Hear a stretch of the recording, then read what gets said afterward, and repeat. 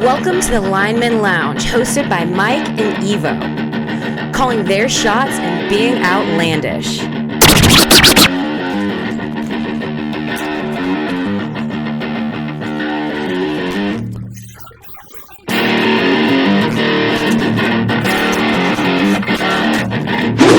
Breaking news from the Lineman Lounge. My fantasy football team just took a huge fucking hit.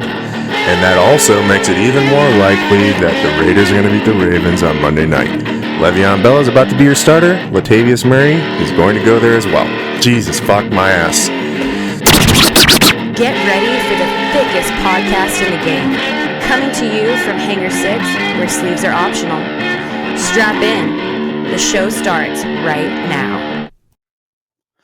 Como están, bitches? This is the Lineman Lounge coming to you from Hangar 6, where sleeves are optional. We are the thickest podcast in sports, and we are also colossal idiots. I am Mike. This is Evo. He looks so goddamn good, but he's not going to be able to talk. So I'm going to do the show on my own today. I'm just kidding. What the fuck, man? We're the thickest podcast in the whole fucking planet, but we're going for that universe, baby. I hear that there's oil and some ass on Uranus. Oh man, that was a good fucking line. And if there is, we should absolutely go get it. We are the thickest podcast. Definitely are in the state of Arizona. I'd venture to say the United States. And if we're going for the world, absolutely, let's shoot for it. Let's try to get the fucking outer space as well. Considering the fact that there's potential, I'm going to lose my job soon. I might be trying to join the Space Force. So I might be borrowing that motherfucking costume from you. You can definitely take it. You look very good. Today is obviously the 30th of October. It is not quite the 31st, but we're all going out tonight. We're going to get our drink on, have a good fucking time. And I'm going to leave my kids at home. So I'm very excited for that. And since you're kind of in a costume, I don't know if that's the one you're sticking with tonight. It is not. I'm gonna bring out a little part of my costume. Back after popular demand, cowboy hat Mike makes his fucking return. Yeehaw, baby. Look, I'm soaking through my spacesuit right now just thinking about it.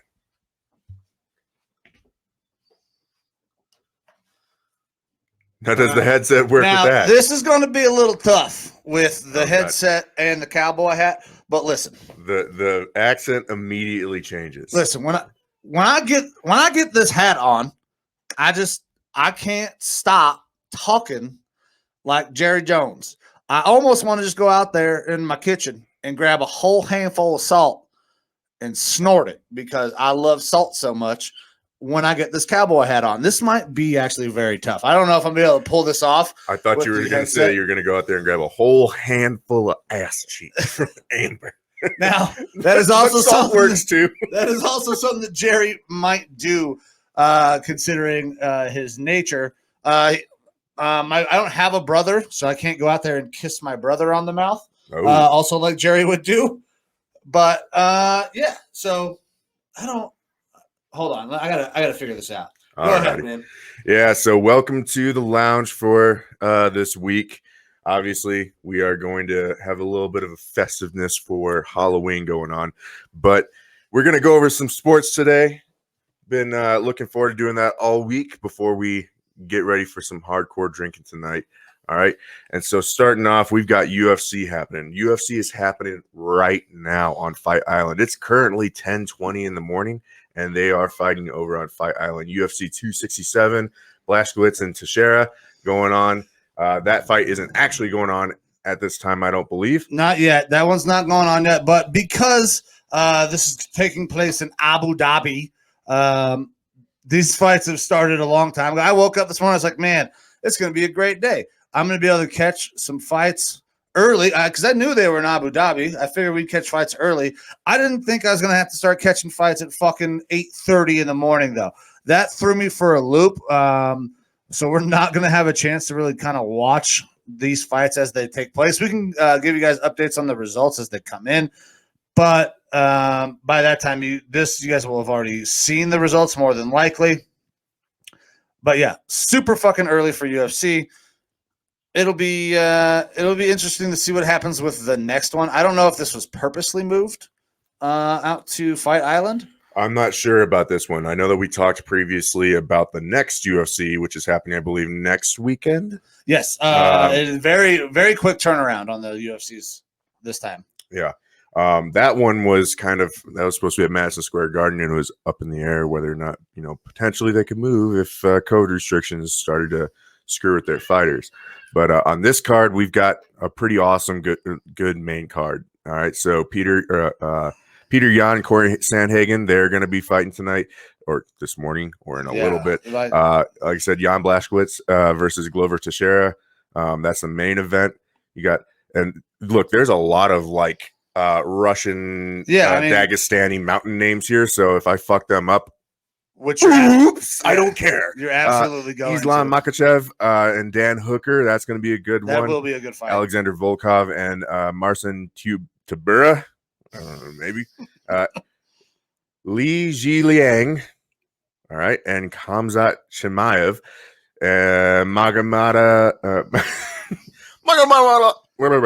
Yeah, so keep going. Magomed Ankalev and Volkan Ozdemir.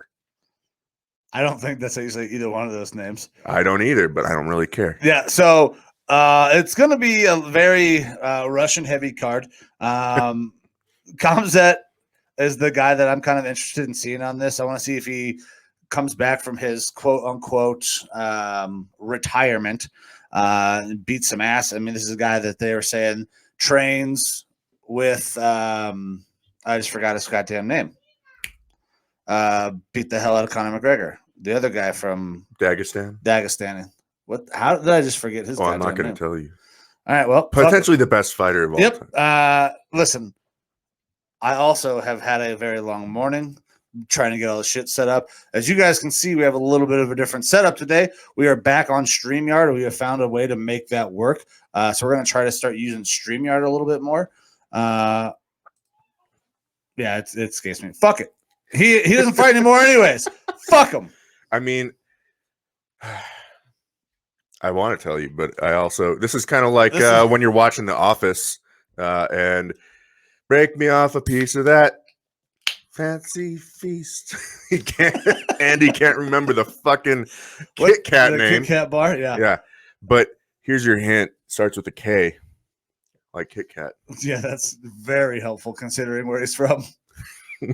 Khabib. There you go. Jesus Christ. Oh, God. How the fuck did I forget There's that? no way that we were going to go for a couple hours without you being able to say Khabib. Yeah. And this man ain't even been drinking yet. Or not maybe yet. he has. I don't know. No. I have not been drinking yet. However, because I had the cowboy hat on and because of the person I am going to be today for Halloween, you guys will get to see this later. I'm going to post it on social. I'm going to be Rip Wheeler from Yellowstone. I'm definitely going to probably break out a glass of this whiskey and enjoy the shit out of that. Fantastic fucking show.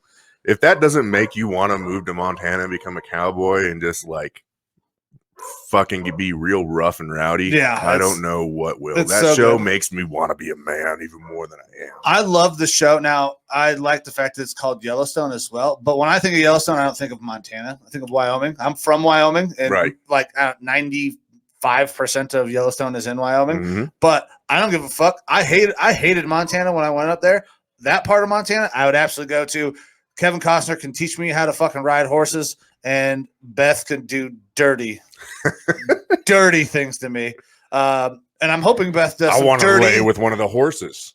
I'm hoping that Beth does some dirty things to me tonight because my wife will be going as Beth Dutton. Oh, there you go. So, well, Halloween just turned into role play at the Carlisle house. Hell yeah. So that'll be fun.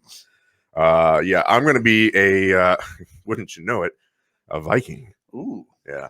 I've been growing the beard out, and it's pretty much like 90-95% that next week you're going to see me with a little bit less of the old face seat, if you will. There you go. So it might just get rubbed off from friction tonight. There you go. But yeah, I'll be a Viking for tonight. Wearing some furs, and I don't know about a loincloth. It might turn out to be a loincloth, but we'll see how poppin' Bisbee is. Yeah, so that'll be tough. But That'll be tough. Bisbee's not a big town. All right, let's back to these fights. So I'm excited to see Khamzat. Now that I remember his buddy's name, Peter Yan's another guy. I put heavy money on Peter Yan. The last time he fought, ended up getting disqualified with an illegal knee. I'm excited to see him come back, take on Corey Sandhagen, get himself back in position for a title fight. And then Yan, I really like watching Yan, the Polish power. He is so goddamn big, but Glover Teixeira is no small man either. That'll be an interesting fight. I don't know if we'll get to catch any of it, but we'll see how quickly we get through this show to see if we can get that turned on. Yeah, I love Peter Yan, and Jan Blachowicz is he's a fucking beast. So he's a fun fighter to watch. But out of this whole card, I think Peter Yan's the guy that I like watching the most, even though I'm not a big fan of Russia, but America. But that doesn't really matter when it comes down to this, Well, fuck Russia. Hold on. Fuck Russia. Okay. So I can't do this accent. American. I can't do this accent with a cowboy hat on because it just fucking feels weird. All right, so I gotta change this up. The fucking Rush. I can't do it either. No, not doing it. That's the So, maybe if I hear one, but fuck Russia. Peter Yan's great. They train with bears and shit. They're crazy fucking people. I want Peter Yan to win and come back just so he can get another title shot. He was winning that last title fight against Aljamain Sterling, and then he got DQ'd with the illegal knee. It's a bad move on his part to send that knee in that moment. He's a professional. He knows better. But he was winning that fight before that, and I want to see him get back in position to fight Aljamain again. I don't particularly care for Aljamain. I think he's been kind of a little bitch since that fight has happened. So, yeah, that's this fight that I really want to see. Yeah, it is a little disappointing this is happening while we're recording, but, we'll deal with it. I might completely legally stream it halfway through here on my computer while we're talking about the rest of our sports for the day. Yeah, absolutely. Definitely do that legally because we would never. We are completely above the level here on the Lineman Yeah, Lounge. I mean, obviously, very professional show, super legit. Would not ever think to do something potentially illegal or possibly offensive.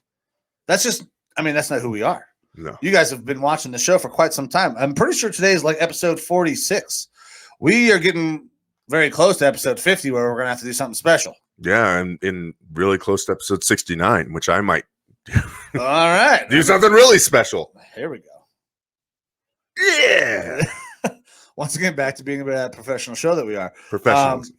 Yeah. I do have more accoutrement coming for this. Okay. It's just taking a while to get here. Right. So I figured the fist would not be the main focal point on that side, but maybe it will be. But I think it's a good point of focus. Yeah, I mean, it looks good.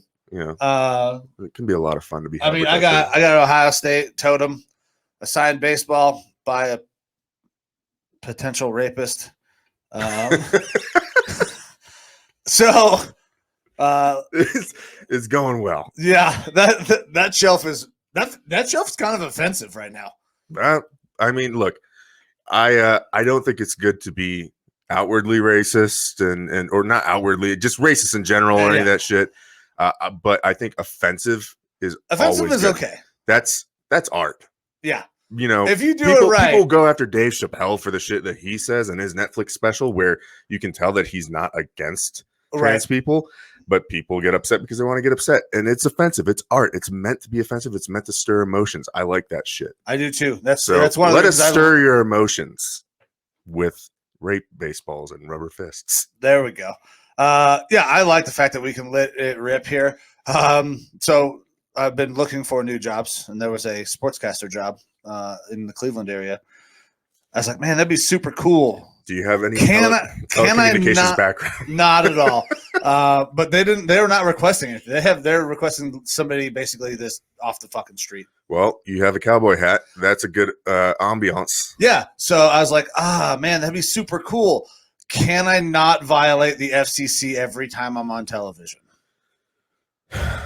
I think I have the ability if I know I'm not allowed to. Yeah, if someone tells me the rules and I'm not drinking beforehand, I can normally toe the line, but I'll like I'm gonna finger fuck that line like I'm Urban Meyer. You know, Speaking we'll be right there. Yeah.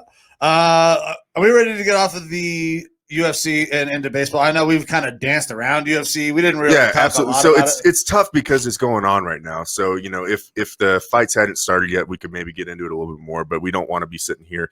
I mean, obviously, this is being recorded and then later broadcasted, so people are already going to know what's going on with the UFC if they're paying attention by the time that they see this. So we don't want to like get too deep into it.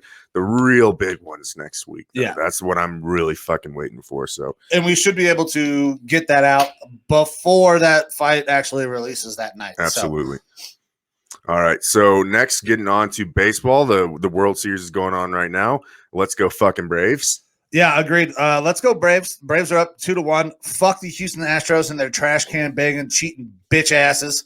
I do not like the Astros. I'm not a huge fan of the Braves either, but I'm definitely pulling for the Braves in this. They're currently up 2-1. Like I said, they are at home. They have 2 more games at home, potential to close out at home if they can make some good shit happen. They played a great game last night. They no-hit the Astros through 7 2/3. That's hard to do in a World Series. And this is a kid who is, I don't know, like 25, 26 years old, and Ian Anderson, who went out there and fucking just dealed last night. Who was the pitcher the other night that pitched with a broken leg? Oh, that was Morton. I want to say is who that was. I think it was Morton. All right. So I just wanted to call that out. That's pretty fucking impressive. Go out there, pitch with a broken leg, and he ended up striking guys out, I believe, before. And he's an older dude as well. Charlie Morton has been around the league for quite some time. So it is not like he is, going to bounce back very quickly. I mean, he's on a broken leg. That he took a fucking line drive off the shin, ended up breaking his leg, then pitched a little bit longer, then had to finally go out. They ended up winning that game that Charlie Morton pitched. So, yeah, the Braves are a better story. Unless you're Rob Manfred, who doesn't want to talk about the tomahawk chop and says that the Braves name is totally fine, even though people are now calling for that. The same way it happened when the Indians went to the World Series. They started calling for the name, stop doing the chop. So once you get on that big stage, people will start looking at the things that maybe your team is doing and say, let's not do that anymore. Look, I mean, I want to be sensitive of everybody's, backgrounds and cultures and histories and stuff like that. But to be completely honest, like the Braves, it is like an endearing term for Native Americans. I think so, but I'm also not a Native That's American. The problem is that we're white. Yeah, we're super white. I'm from the Caucasus. Yeah. I'm Caucasian. So it's tough to really talk about it. But look, we're removing Native American things out of baseball right now. Obviously, the Indians, like Chief Wahoo, I can absolutely see how that's offensive and stuff like that. I get that. Even saying the name Indians, I can understand how that can be a derogatory term. Yeah. All right. But it's almost like they're trying to ethnically cleanse other nationalities out of baseball. To an extent. Like, I don't know. I try to put myself in the shoes of a Native American and think about how I'd feel. And normally I just don't really give a shit if people are like, if people were to come to me saying that I'm some big dumbass Scandinavian motherfucker, I'd be like, yeah, cool. I am. I'm 100%. Suck my dick. I'm going to rape and pillage your town, you little bitch, and take your women. All right. Oh, well, I don't really care. But I mean, like there was reports of people not being happy from the Native American community when the Cleveland Indians were changing their name. There's been reports of that with other sports teams that have had to do name changes because some of them aren't necessarily derogatory unless you are hunting for them to be derogatory. Look, it's tough for us to talk about this. It's obviously a subject that you have to kind of tiptoe around because, again, we're not people being directly affected by this. Right. So it's tough to actually say how you would really feel about it. So it's just kind of my overall 2 cents on it. But if they end up doing a name change and stuff like that, it's like I'm not going to be super upset or anything because it doesn't really matter to me that much. But as far as who I'm going for in the World Series, it's the Braves. Yeah, me too. 100%. Like I said, I'm a little bit more passive on baseball, which I've said. Twins are my team because I'm from Minnesota. Right. I have liked the Nationals actually since they came into baseball, but that was because one of my favorite players ended up going to play for them, Denard Span. Like a lesser known. Span. Look, I don't I've hear had many fans of Denard Span. Yeah, so I've had a weird baseball path where I'll like latch onto certain players that I really like, and they tend to be from the Twins. So I liked Dustin Moore, outfielder for the Twins, and then San Francisco and other places. Obviously, he got around a little bit. I'm surprised you're not like a Morneau fan. Like that seems like your guy. Oh, I definitely love Justin Morneau. I've met him. It was really crazy. So my hometown, that like when I moved there, when I was like 3, had a grocery store and a gas station. And now it is one of the most booming metropolitan areas around the Twin Cities because it's right where 2 main highways or interstates meet. Right. And it is very upscale, highfalutin now. And so a lot of athletes and stuff for those Minnesota sports teams have actually moved to that area. So John Randall lives like less than a mile from where I grew up. Got to see him all the time. You know, one of the greatest defensive linemen for probably the Vikings. The greatest pass rushing defensive. He was a defensive tackle, or was he a D end? Defensive tackle, but the guy. I mean, he's 6 foot. You know, like he was tiny. They never thought he was going to play. That's why he went undrafted, and then obviously. Yeah. So I was say he was one of the greatest pass rushing interior linemen of all time. Yeah, and a crazy motherfucker, and that's what I loved about him was his energy. All right, but there's a lot of those professional sports players that have moved. They have like apartments and stuff in my hometown now, or homes. So Justin Morneau was definitely around there a lot. A lot of the pitchers from back when I was living there, that era of Minnesota Twins, are living in that town. I'm trying to think of some of the other guys that I'm blanking on names from that era that I remember seeing around at restaurants and stuff there. But either way, Dustin Morneau, I really enjoyed Dustin Morneau. Obviously, he's not one of those big name players, Dustin Moore. Justin Morneau. Yeah. One of the big, or not a big name player in baseball, but I like latching on to the underdog a lot of times. Right. And then Denard Span. I loved Denard Span. I had a Let's Get Denarded baseball shirt back in the day. Before he ended up going to the Nationals, which I started to pay attention to the Nationals a little bit more. And then obviously, they've got some pretty good players that have been in and around that organization. So that's cool. But growing up, one of the players I latched on to, really when I started paying attention to baseball in the first place, was one of those bigger name players in Chipper Jones. I was going to say, you got to be talking about Chipper because I remember hating the Braves. I watched the Braves beat the Indians in the World Series. I was like, these guys suck. But one of those guys absolutely stands out as like, this guy is awesome to watch, and it's fucking Chipper Jones. Yeah. One of the greatest to ever do it. Third baseman, switch hitter, could play left field. Guy could do it all. It stole bases, and he really wasn't that fast. Most third basemen are not very fucking fast. He was so fun to watch. I still play MLB The Show, even though baseball season's starting to wind down. Chipper Jones was like the guy to earn this year in MLB The Show. He's badass. Always has been. I think they should just re-sign him for the World Series. Get him out there. I mean, he's already won one. Like, good for him. Sad they beat the Indians, who actually may be the Indians for a little bit longer. Oh, yeah? I'm not tracking this. The Cleveland Guardians roller derby team has filed a lawsuit against the Cleveland Guardians baseball team for copyright infringement. The Cleveland Guardians baseball team decided that they were going to file for their trademark in a small West African island nation so nobody could fucking find it. That sounds a little slippery. Yeah, that sounds shady as fuck. That sounds like we're talking about some stuff that you would absolutely see on the movie Major League. Yeah. Because they thought that they could just basically steal the name from the Cleveland Guardians roller derby team, who hasn't been operating for 2 years, but they still own the rights. So now they are suing, and there's a potential that they could win considering the shadiness of this deal. And this only happens if your owners are really smart and cheap-ass fucking lawyers, which is exactly what the Dolans are.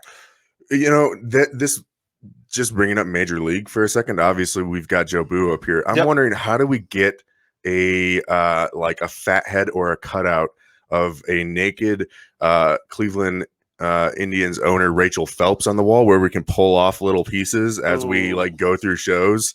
That would be good. I mean, obviously we can't show nudity, but we could get like a fat head of one of us or something with someone we know. And just as we do episodes, slowly pull off a little piece. So we'll get Tom Berenger in here as a special guest to help us out. There we go. We should definitely find a way to get something like that. Yeah. So Indians are possibly not going to be the Guardians. They're still the Indians for now because the league year hasn't ended. Braves are up 2-1 in the World Series. I hope they can fucking close us out. I hate the Astros. And every time I see Jose Altuve hit a home run inside of Minute Maid Park, I assume he fucking cheated. Like, that's not going to go away. Yeah, you got anything else on the World Series stuff? No, sir. All Braves 2-1 right now, and I'm hoping to see them get the win. I know that we got at least one person that has tuned into the show from our local work region who is actually an Astros fan. Sorry, bud, we're going for the Braves on this one. Yeah.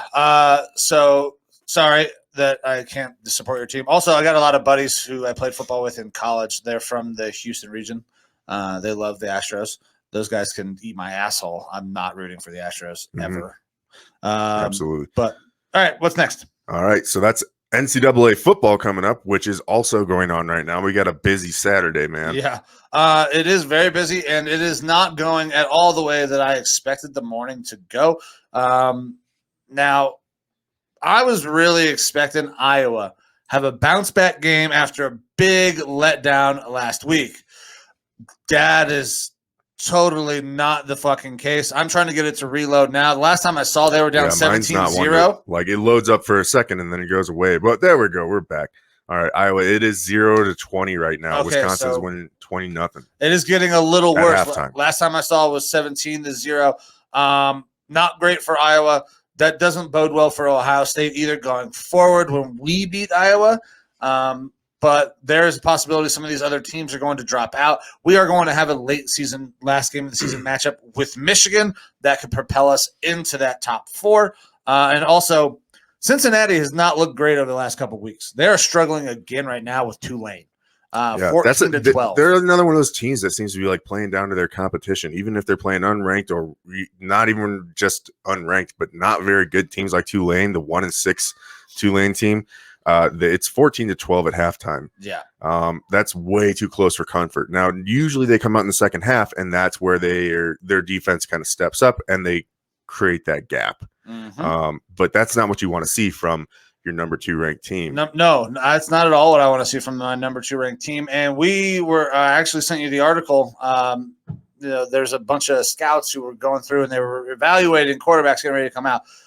And Desmond Ridder ended up being like the highest rated guy in college right now. And he's not necessarily performing up to that, what talent evaluators are seeing in the stat department. Maybe it's, they see he's a big guy, big arm, dual threat. Maybe that's why their evaluations are so high on him. But this Cincinnati team should not be struggling with a 1-6 Tulane. They shouldn't be.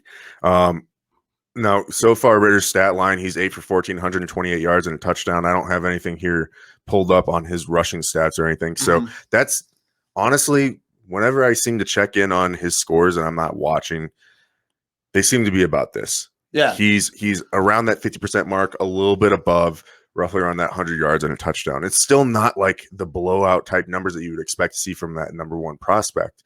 And again, from the games I've watched, I feel like that offense doesn't suit him. So I think that's part of it, why we're not seeing those stats. But, oh boy, we almost had a... no, so the child almost broke in. I texted Amber, I need a phone charger. My phone's about dead. If you'll hand that to me. Oh. Yeah. So that's why it's nice having a producer around all the time that can help you out with shit. But yeah, so back to Desmond Ridder. I don't feel like the offense suits him there at Cincinnati to show off his skill set, which can be pretty electric. But also, I mean, his accuracy issues for me is the biggest holdup. And if he's able to somehow get that reined in. Maybe it's a professional coach, and after a year or so of sitting on a bench or something like that, that he can start to pick that up. But I don't see how you can commit a first-round pick at this point to someone. Yeah, and that's what they're saying. And a lot of time managers that have a first-round grade on him, and we're saying that how do you commit a first-round pick to a guy that has accuracy issues?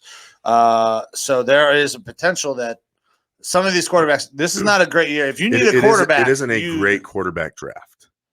Not at all. And I think so. God, was that Christian Ponder's year? He was drafted in the second round, and there was only one guy, EJ Manuel, taken in the first round. No, Ponder was taken in the first round, along with that was Jake Locker, Christian Ponder. So there was a lot of not great picks that year. I believe that was when the Jags took what's his nuts long hair.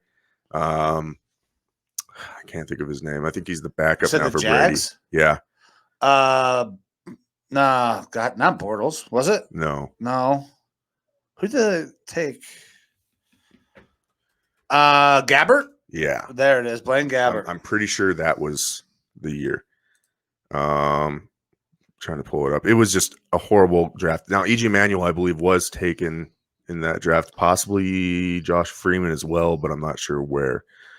But yeah, it was just a horrible draft year for quarterbacks. And I think that's kind of what we could be looking at this year, where you have guys with little traits here and there. Right. And teams have to take quarterbacks in the first round, and you're going to end up having a lot of guys that end up busting. But in those years, that's usually the ones where you end up seeing guys in those later rounds that were overlooked that end up doing something. Yeah, so you can get a career backup. You might be able to get a spot starter later on. Some of these guys are going to definitely get pumped up. They're going to be over-evaluated. Thank you. So, yeah, the producer was super nice to send me this charging cord and base, but she gave me one that doesn't have USB-C and a cord that's only USB-C the first time. So nice. Our producer, basically the producer of my entire life, the wife, Amber Carlisle, thank you very much for that. She tells me what to do all the time, and I just kind of say yes because she's way smarter than I am. All right. That's typically how it goes. Yeah. Yeah. Okay. So this draft that Christian Ponder was in, not that we need to get into it too deep, but quarterback wise. So you have Cam Newton over number 1 overall. That makes sense. All right. But then you have Jake Locker, you have Blaine Gabbert, you have Christian Ponder, all going in the first round there. So yeah, it was rough. It's a fucking terrible draft. Andy Dalton, Colin Kaepernick were taken in the second. Who was the EJ Manuel year? Because he was the only guy taken in the first round. I don't remember what fucking year that was. Ryan Mallett was taken in the third round that year. Yeah, it was rough for quarterbacks. EJ Manuel. Drafted 2013. What draft was that you were just talking about? 2011. Okay, so a couple of years after. He was the only guy taken in the first round was EJ Manuel, I want to say. And then everybody else was also not very good behind him. And he wasn't even taken super early, really. No. Emmanuel was taken with the number 16 pick by the Bills. And then, no other quarterbacks in the first. Nope. And then I think Geno Smith was in the second. Yep. That's Matt Barkley, Ryan Nassib, Mike Glennon. It was a fucking awful year if you needed a quarterback. This may be that kind of year again where we get one guy who goes in the first round a little later on, and then a bunch of jags that just kind of happen throughout the draft. Yeah. Look, the way that the NFL is set up, though, is I don't see how teams aren't going to take shots in the first round at quarterbacks, even if there isn't that supreme talent like you're expecting to see at the top. Yeah. It's not always prudent. But you have GMs and head coaches and franchises, to be frank, that are struggling, that need a quarterback, and they're just going to take shots. I don't understand it, though. And as a Browns fan, stop fucking doing it. Get a guy who's talented with a first-round pick who improves your team no matter where the fuck he improves your team. I get it. You can't win if you don't have a quarterback. But if you draft a quarterback in the first round who sucks dick and you know you shouldn't take in the first round, you're not helping the team. You've wasted first-round pick on a guy who you know is probably not a first-round talent when you could maybe still go get a first-round talent. Sure. It pisses me off. quarterback is the most important position in football. It's the most important position in all of fucking sports. But if there's not a guy, you can't force it. Listen, as Browns fans, everybody out there has seen what happens when you try to force a pick. You draft a fucking 28-year-old guy who used to be a baseball player and sucked there too. You get Johnny Manziel, who's not an adult. I have a 9-year-old who's more of an adult than Johnny Manziel was. Johnny would tell you the same goddamn thing. He's grown up a little bit now, but I would never touch him in any league as a quarterback. We've been through so many fucking guys who are not guys.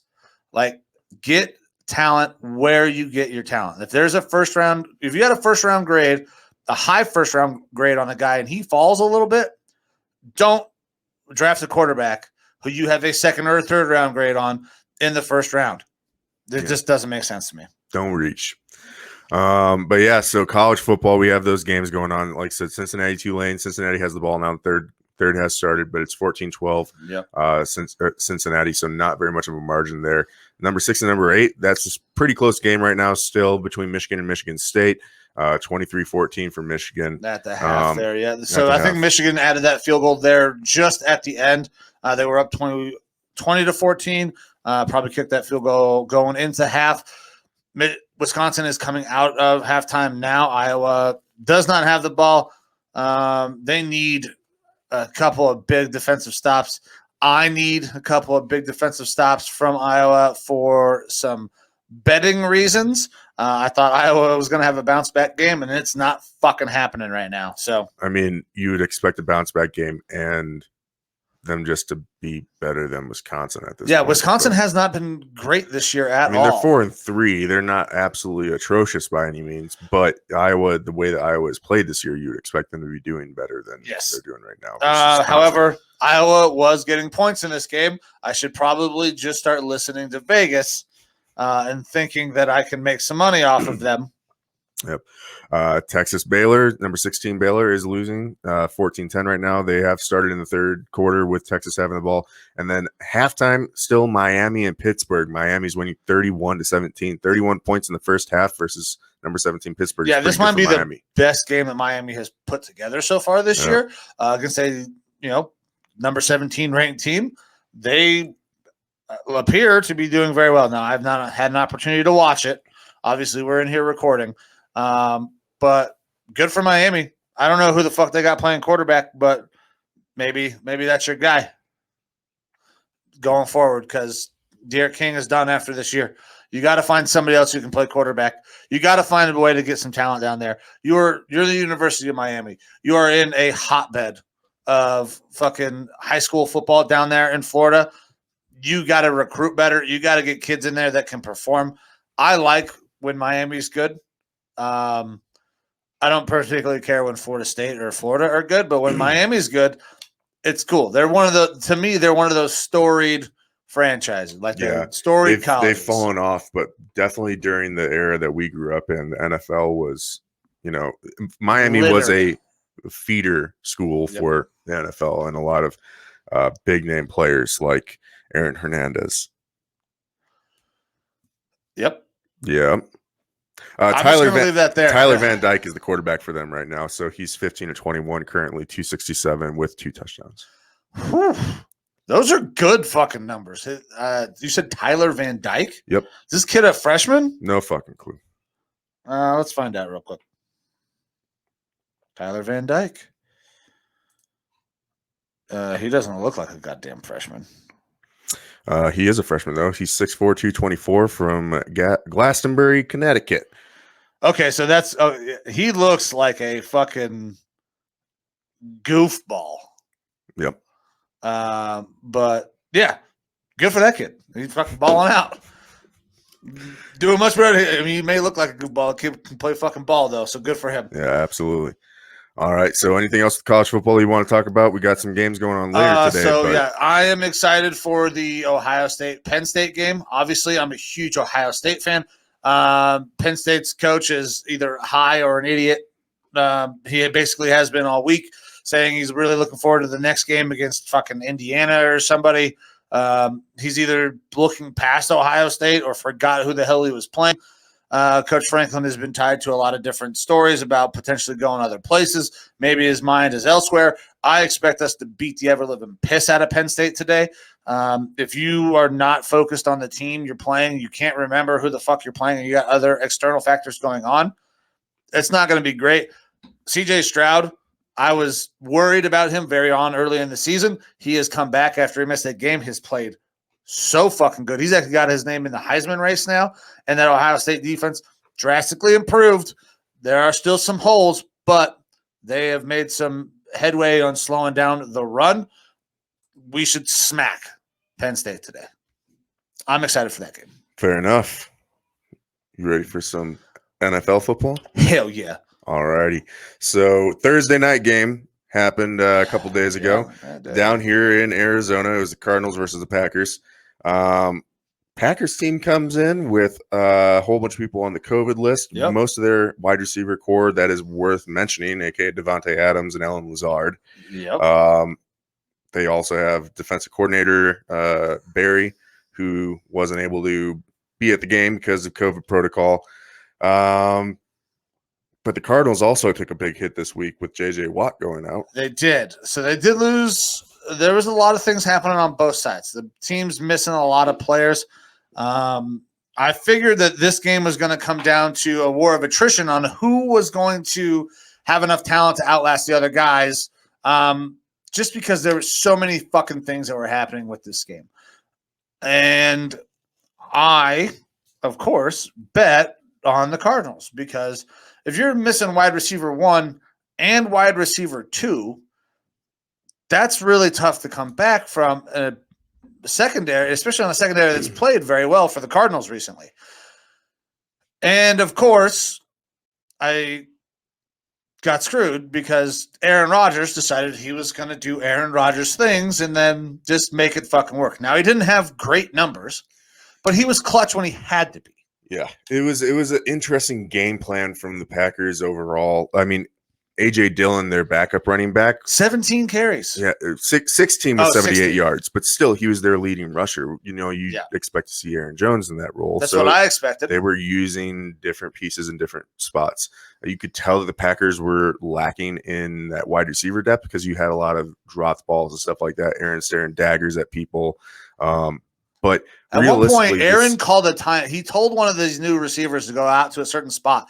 You can see him making hand movements, and the receiver kind of like talks back and says like, "No, man, this is where I'm supposed to be." And then Aaron calls a fucking timeout. I thought Aaron was going to go over there, grab this kid by his goddamn face mask, and just rip him off the field. Listen, if Aaron tells you to go somewhere and you just showed up this week, just fucking go there, dude. He knows what he's talking about. He was able to pull this fucking game off with basically no wide receiver talent outside of Randall Cobb, who is a little bit past his prime, but has still been effective now that he's back with the Packers. Yeah, he's got that rapport with Aaron Rodgers. So that was, if you were a fantasy player picking up Cobb or going after him at least for this week, it was a smart play because you knew that connection was going to be there and that was going to be one of his main targets. Another one of the main receiving targets, though, for the Packers, Robert Tonyan, he goes down with torn ACL, which, is definitely going to hurt the Packers going forward. I believe that they still have, like, Mercedes Lewis or something like that. They do, who made a fucking amazing one-handed catch that did not count. Mm-hmm. That was probably the best catch of the year. Great catch, stepped out of bounds in the back of the end zone. Yeah. Is what it is. Look, the Packers obviously putting up 24 points is no joke. That's what you would expect to see just from a decent offense. And this is against the number one scoring defense in all of the NFL in the Arizona Cardinals. But that I want to say more that the Cardinals beat themselves. Whenever they had the ball on offense, they did not take advantage of turnovers and things like that. Whereas the Packers, I'll give the Cardinals some credit. They had some really good goal line stands.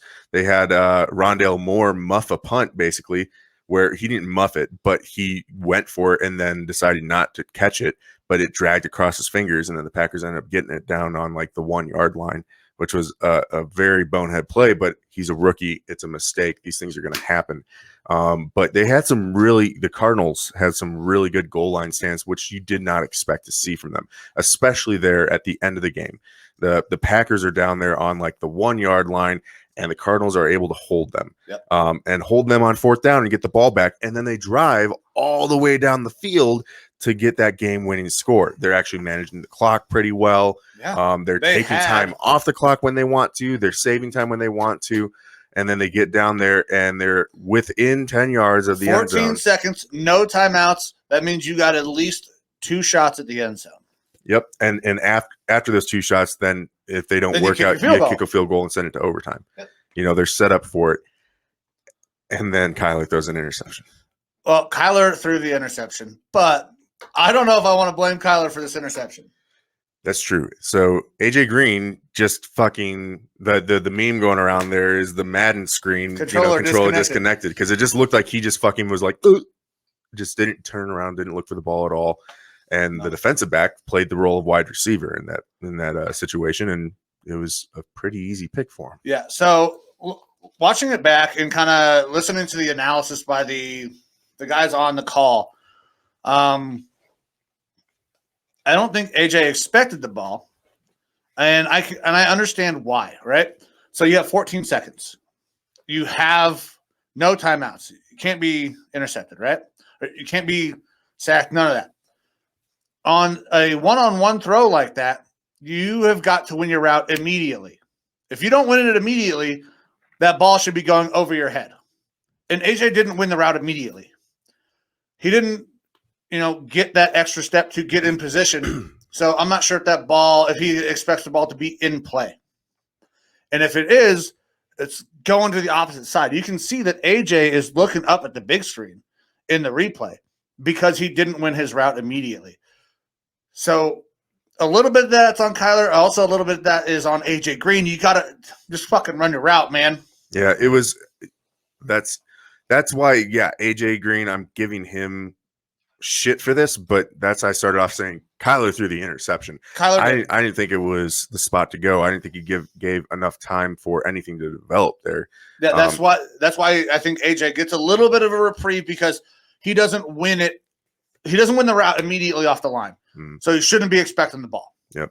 But either way, Packers win 24-21. I'm bummed about that, not just because we work and are around a whole bunch of Cardinals fans here down in Southern Arizona, but because I hate the fucking Packers, and I hate that there's this storyline or narrative now that, they can go out there with just down players and blah, blah, blah, and then they can win. I fucking hate that shit. But they're going back to the NFC Championship. No, I don't think so. We'll see if they can get through it this time. I don't think that they'll go back. Look, the Packers are obviously playing well. They're 7-1. I don't think that they are. I don't think they're top 3 in the NFC. They might be 4, but I mean, I've got other. So you're putting Rams, Bucks, and Cardinals over them? I think that the Cardinals are in general better than them. Yeah. I mean, they just beat them with that lack of guys. Now, I don't know if we're going to – I'm not pushing the narrative that they can go out there and beat anybody with anybody on the field because they have Aaron Rodgers. I think they get their asses beat if they're missing their top 2 receivers against the Bucks and against the Rams. If they have those 2 guys back, I think those are closer games. But, I mean, you see teams like the Bengals and stuff like that. Obviously they held it out with the Packers when they had more players. You mean the fucking leaders of the AFC – the Cincinnati Bengals? I do. I think the Cowboys beat the Packers. Ooh, I don't think so. I mean, assuming that they're healthy, which we'll get into a little bit of the health stuff here. But if I'm looking at NFC teams, the Cardinals, Bucks, Bucks and Rams for sure, and then I think you're talking 3-4 being Cardinals and Cowboys. Now the Cardinals were missing the Packers possibly eking their way in there, but I don't think that they're as good as what they're showing right now because they're playing some of these close games and teams are exposing them in different ways. Yeah, so their defense is getting better for up there in Green Bay, so they are getting better in that aspect. Their backers are playing better. Their backers are. If the Cardinals have D-Hop in this game, the Cardinals win. D-Hop had that one big play early on. He was only out there for like one more snap, basically, and got a catch. I think this game maybe changes and the Cardinals can be better. But I want to see this is a game I want to see where everybody's at max strength. This is going to tell us a lot about what's going to happen in the NFC, and we didn't get that. We kind of got robbed. We got a good game, but we got robbed of seeing two top-tier teams in the NFC have it out with all of their talent. The best thing that come out of this game, though, now I do like the meme of AJ Green. It's the fucking meme of Aaron Rodgers getting the shit knocked out of him on the ground. I got it saved on my phone. Huh? I got it saved. I figured you did. Yeah, I like that picture where he just looks absolutely goddamn bamboozled with his helmet halfway on. I mean, realistically, he looks just like the meth head that everyone likes to make fun of him for being with that haircut. And, and he looks like straggly fucking weirdo. When they catch you underneath the car stealing catalytic converters. Mm-hmm. Absolutely. I have not seen that one made yet, so we might have to put that out. Yeah, it was a good game. I cannot believe it ended the way it did. And it sucked because I had the Cardinals covering because they were missing wide receiver 1 and wide receiver 2 in Green Bay. Yeah, I had the Cardinals winning this game as well in at least one pick. I haven't opened up my sports betting app because I just don't want to look at it until after the weekend is over. But also, like I alluded to, J.J. Watt out for the season. Mm-hmm. Potentially, probably. It sounds like he's having the surgery. Yeah, and they're saying even with the surgery that there's potential that he could come back at the end of the year. But, man, they're saying torn bicep, torn rotator cuff, dislocated shoulder. That's a lot. That's a lot to go through and expect to be able to be back by the end of the year. Now, obviously, if the Cardinals are making a deep run in the playoffs, then there's potential for it there. But that's the knock with J.J. Watt. He was having a pretty good year, but he's an older guy and oft injured. And this is what you end up getting is that, this was always the worry for Cardinals fans is how long is JJ going to last? Now they have Goldson, right? Who came in, has played very well. He did in place of Chandler Jones. Now he's probably going to do that in place of JJ Watt. So they have a couple rotational pieces they can kind of piece that together. But this is always the worry. This is why I didn't want JJ Watt. I love JJ Watt. He's one of the great. He's first ballot Hall of Famer. What, 3-time Defensive Player of the Year? Yeah, I believe so. He's so fucking good, but he's at that point where he is a injury liability anytime he's on the field because he has been so banged up. It sucks for Cardinals fans. Just JJ, get healthy. If you can make it back, make it back. This might be your chance at a Super Bowl if the Cardinals can put it all together. I don't know if he'll get another one because he wasn't getting one down in Houston. Yeah, look, the thing is he's obviously got stuff in the tank still. Mm-hmm. This guy can obviously still play at a very high, I wouldn't say elite, but a very high level. But I could see him walking away from the game after this too. I mean, it would be tough because he still has some of the tank. You still see some of that fire and that passion. Mm-hmm. But with these injuries and stuff like that, it's just such a liability for a team that I don't know that they're going to be paying him a big contract anymore. Right. That he's going to be on a snap count if he's on some of these teams to preserve his health. And I don't know. All right. Well, let's see the end of that. Yeah. We done with Thursday night? Yeah. So moving on to our games tomorrow, morning game, we have Panthers at the Falcons, Atlanta -3. And are you able to throw up those line scores? Yes, I can. So because we got the new stuff, or I guess technically the old stuff. Where the hell is it? There's the banners. Let's go ahead and run the ticker so everybody can see. So that is a nice thing about StreamYard is we can run the tickers. We can show the lines. I took all these lines this morning off of FanDuel. I think that's where the majority of our fans actually do their betting. I know we're on Caesars. I'm on Caesars and FanDuel. So that way people who are, betting on FanDuel can actually see the lines that they're looking at right now. These could have changed, but this is the lines that we got. Yep. So this game, it has the potential to be way closer. So look, the Panthers have just taken a fucking dive. Sam Darnold has regressed to the mean. And you still don't have McCaffrey out there, I don't believe. So look, the Falcons are 3-3. I didn't think that they had that good of a record, but they're 3-3 right now. Mm-hmm. They're playing at home. Cordell Patterson's playing lights out, and we're expecting to see him regress at some point. I'm hoping he doesn't because I got him on my fantasy team. I got him on mine as well. And he's starting for me this week. Look, too. I'm loving to see him get that production, be that kind of all around type player. Matt Ryan is playing all right, but you're starting to see Pitts actually work his way in there more and start getting more receptions. He's starting to show why he was that high first round pick. So that's good for them. The Falcons are a little bit more up and coming. I still don't think they're a great team. Me either. But the Panthers have just taken a big old dog shit here. All right. So right now, the line that I've got on my stuff here is Atlanta -3. I've got the Panthers winning, but I think I have the Falcons covering. So you can't have the Falcons covering because they're minus points. Oh yeah. You're right. So you're going Panthers here. Yeah. I'm going Atlanta, and I'm going Atlanta with the cover. I do not have any faith in this Panthers team anymore. Sam Darnold not only has regressed to his mean, he was fucking benched last week. He was terrible. Now, they did just add a Super Bowl fucking winning quarterback in Joe Flacco. Didn't they? That was the Jets. Oh, the Jets. That was the Jets. Damn it. Unfortunate. Right. Well, either way. Because there's an injury out there in New York. You know what? I'm going with the Falcons on this one too. Changing it up? Yeah, that's I was misreading it in my head thinking that Atlanta had +3. They're -3. I've got Atlanta in this game. Yeah, I got Atlanta in this game too. Sam Darnold looks terrible. They still don't have CMC. Chuba has not been productive.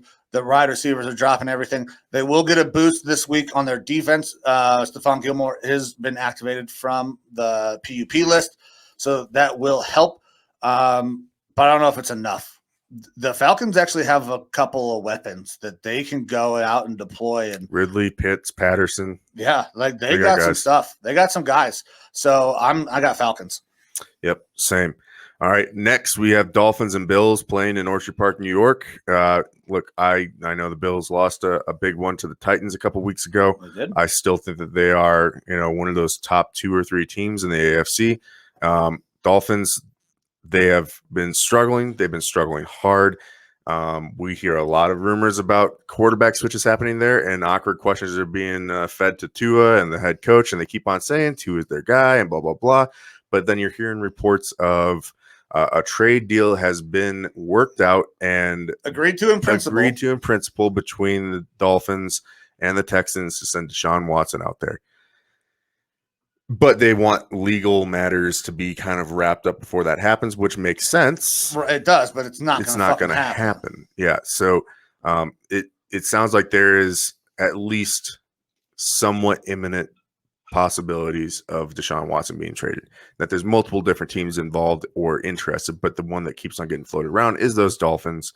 Either way, that's not a good aura to have around your team. No, I saw some reports saying that it's kind of getting turned into a shit show. Guys are starting to kind of not trust Brian Flores, especially if they bring in a guy who has so many issues going on. But you know what helps heal is winning. And Deshaun Watson, makes them a better team. It makes them a better team. And they could start winning. They could. They're not winning this fucking weekend, though. No. They're getting smacked by the Bills. Yeah. So line is Buffalo -14 that I see on here. Yep. And I don't like spreads that large, but they absolutely could cover there. But I got the Bills in this one just winning outright. I have Bills and I have the cover. I have repeatedly said I don't trust Tua. I still don't trust Tua. I think his confidence is going to be shaken after all the things that have come out. The Bills are going to absolutely come out, bounce back, smack the fuck out of the Dolphins. Yep. I do see them winning. I do see them getting close to that cover. I don't know if they do, but I'm just always I'm always scared of those large covers. 14 is a lot of fucking points because these are professionals. But look, I would like to see the Dolphins lose because it helps push the narrative of, hey, they need to work on some sort of a rebuild, and that means that they can send Xavier Howard in my way. I want him on the Vikings. Yeah. But the other thing that would help that would be if the Vikings maybe not lost or maybe they don't lose in their game, but they show more issues in the passing game. But that could be very well regardless because we're playing a pretty big offensive powerhouse as far as passing this week. Yeah, and I could see if they get smacked again, this could be kind of fire sale time where they dump a Xavier Howard, they dump a Devontae Parker. I don't know how many other guys have they got that they can really get anything out of there, though. I'm sure that there's a lot of position pieces here or there that they could probably turn to another team and get a little bit out of. But that's the thing with the trade deadline is that teams that are, on the down spiral are going to sell players for lower than what their normal expected price is because everyone else in the league knows what's going on. So that's why, like, seeing reports now, Xavier Howard going for as low as a fifth. And that's way crazy. More talented than that. But if you're trying to just move pieces, you're trying to move pieces to get something in return if you don't think you're going to be able to retain them or that you're going to need the cap space for the next year. So, I mean, that definitely could happen. But yeah, I think they stick with Flores. I like him as a coach. I just think that they've got, some roster issues that they got to work through, and it's not going to get better this year. I mean, bringing in a better quarterback like Deshaun Watson is going to help, and it's going to help for your long-term future, but still that's not going to make you a playoff team this year. No, they're not sniffing the playoffs this year. Bills are one of the class of the AFC. I got Bills, and they have the cover. So. And to be fair, if they do make a trade for Deshaun Watson, I don't know how you wouldn't package Xavier Howard in that as well. Like if I'm the Texans, I'm asking for that as part of the return. So that's the only scary part for me. Because I would like Xavier Howard to come to my team, but neither here nor there. No. All right. So moving on, we both got the Bills in that game. We got them handily in that game. Next, we have the 49ers and the Bears playing in Chicago. San Francisco -4. I got San Francisco. Yeah. I think it will help the Bears that Coach Nagy is still not there. Yeah, that sounds the last thing I think I saw was that he is still under the protocol, won't be able to coach in this game. He will not be able to coach. I think that is a boost for the Bears, but I still have the 49ers. They are a better team. I will be interested to see them kind of rebound from a game where they really struggled in the elements. Jimmy G is Jimmy G. He's nothing special. But that Niners team is better than I think what they've shown. I mean, they're better than 2-4. Yeah, 2-4 is not where I expected them to be. I expected every team in that NFC West to be 500 or better. Now, I don't know. I don't think the Seahawks will get there now because of Russell Wilson, but I think the Niners can still be a over 500 team at 9-8 with a 17-game schedule. I expect them to kind of turn around and get the Bears this weekend. Yeah, same thing. Niners, I feel like they should beat the Bears, but honestly, I think that spreads a little bit. 4 is maybe not close enough. Look, I don't think either of these teams are really great, but the Niners are better than 2-4, but they still just haven't been performing that great. I got the Niners. I don't have them covering. I think the Bears probably keep this game closer. Within 3? Yeah. Okay. All right. Next, Steelers-Browns. Nope, we'll talk about that later. Eagles and the Lions in Detroit. Here we go, baby. This is it. This is it. Motor City Dan Campbell is getting his first fucking win this week. The Eagles are not great. They don't score a ton of points. That Lions team plays so goddamn hard. They're the dogs at home. They get their first win this week. I got the Lions. Shout out to my guys, Devin Dent and Mike Sweet. Huge Lions fans. You guys are going to finally get to watch Motor City Dan Campbell give a fucking awesome press conference after his first win as an NFL head coach. Yeah, I've got Detroit winning this one as well. I was talking about this earlier with a couple people in the week. I was like, hey, this is the one. This is where the Lions actually get their one win this year. Yep. I mean, I had a little bit of pushback, not because of the Eagles, but because everyone was like, oh, the Lions are so bad. And then it's like you start going again through the games that they played this year. They lost because of a record-setting field goal, against the Ravens. They've held tough with the top teams in the NFC. They have played very, very well against very good teams. They've just had that bad luck where, obviously there's a lot more to a game than the last play, but they're closer to having a couple wins than you'd think. Yeah. So I think the Lions go here. They're home underdogs, and I think that they win this one. And I'm gonna love to see Dan Campbell's press conference afterwards. Me too, man. I'm so excited for the Lions this week. I cannot. Oh man, I hope they fucking pull this off. I believe they will, and I'm super pumped for them. All right. Next, Titans and Colts. So this one is an interesting game. Mm-hmm. All right. So Titans 5-2, Colts 3-4, but the line is Indianapolis -2.5. And I actually was surprised to see this. Me too. I expected the Titans to be the favorites here, but that's not how Vegas is seeing it. I think the Colts have been playing well. They've been getting better, honestly, as the season goes along. Wentz has been doing all right, but the Titans have they've been on a bit of a roll lately too. They look very good. And Derrick Henry has been so fucking dominant. He is moving up my list of best running backs in the NFL because they are able to continue to feed him the ball.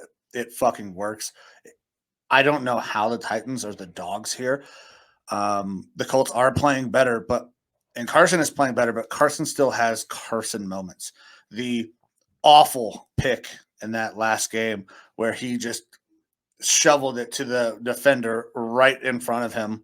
I was like, okay, yep, there's Carson. Like, key to the game for the Colts is if they can somehow contain Derrick Henry, then it's putting the game on the shoulders of Ryan Tannehill, and that's where the question mark is with the Titans. But I don't see the Colts containing Derrick Henry. I don't either. I don't know that they have enough firepower on D. I mean, their linebackers are really good, but their front four has not played very well.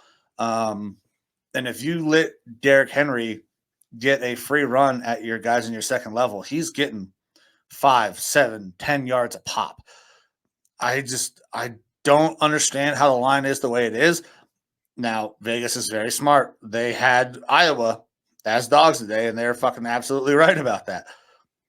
If maybe Vegas is very smart. They could be right about this as well. I just don't see it. I got to go Titans. Yep, same. I'm picking the Titans in this one. It wasn't a no-brainer for me, but I mean, I picked that game before I saw the line. I just picked the Titans to win outright, and then when I saw the line, I was like, "What the fuck?" Okay, maybe I'm missing something, but it's just, I mean, obviously the Colts have been playing better, but the Titans have been playing better, and I think the Titans are a better team. So that's for me. That's what it is. Even though Titans are playing away, I got the Titans in this one. All right. Next, Bengals Jets being played in East Rutherford, New Jersey. Line is currently Cincinnati -11, and I have the Bengals winning, and I think I have them covering. I have the win and the cover for the Bengals as well. The Jets are terrible. They were terrible when they had Zach Wilson. Now, listen, I said that I don't like Zach Wilson. I thought he was not a very good quarterback, but I do not want to see him hurt. I never wished injury upon the kid, because I don't like injuries. I want to see you be who you are. Now, I mistakenly said that Flacco got traded to the Panthers. He goes to the Jets. Is Flacco going to play? I doubt it. He's not projected to start right now. Right. So they got some other kid who I don't even know his fucking Mike name. White. Yeah. Something like that. Yeah, that's the issue. So this game, I would have picked the Bengals even if Wilson was playing. But I don't know how you can expect the Jets to really be putting up points on offense when they already were struggling to do that with, their number one pick. Mm-hmm. But the Jets just aren't going to be able to put up points. The Bengals are going to be able to put up.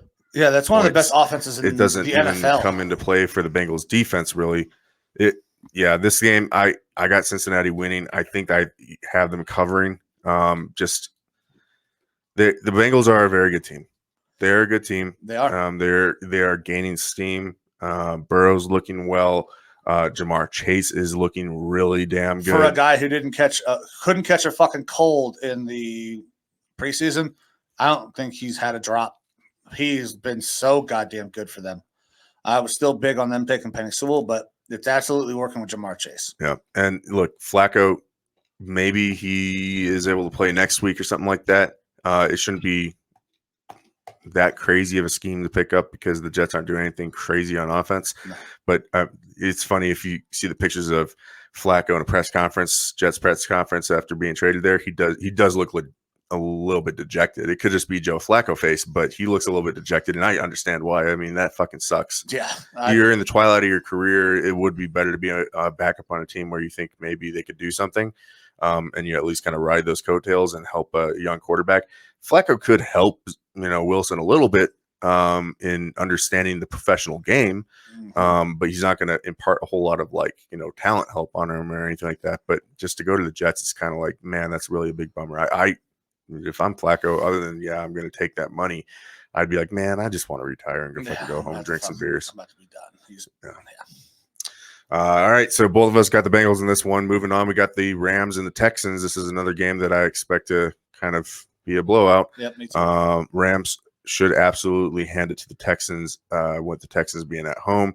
Line is Rams minus 16. So that has changed from this morning. I had it was at 15.5 on FanDuel.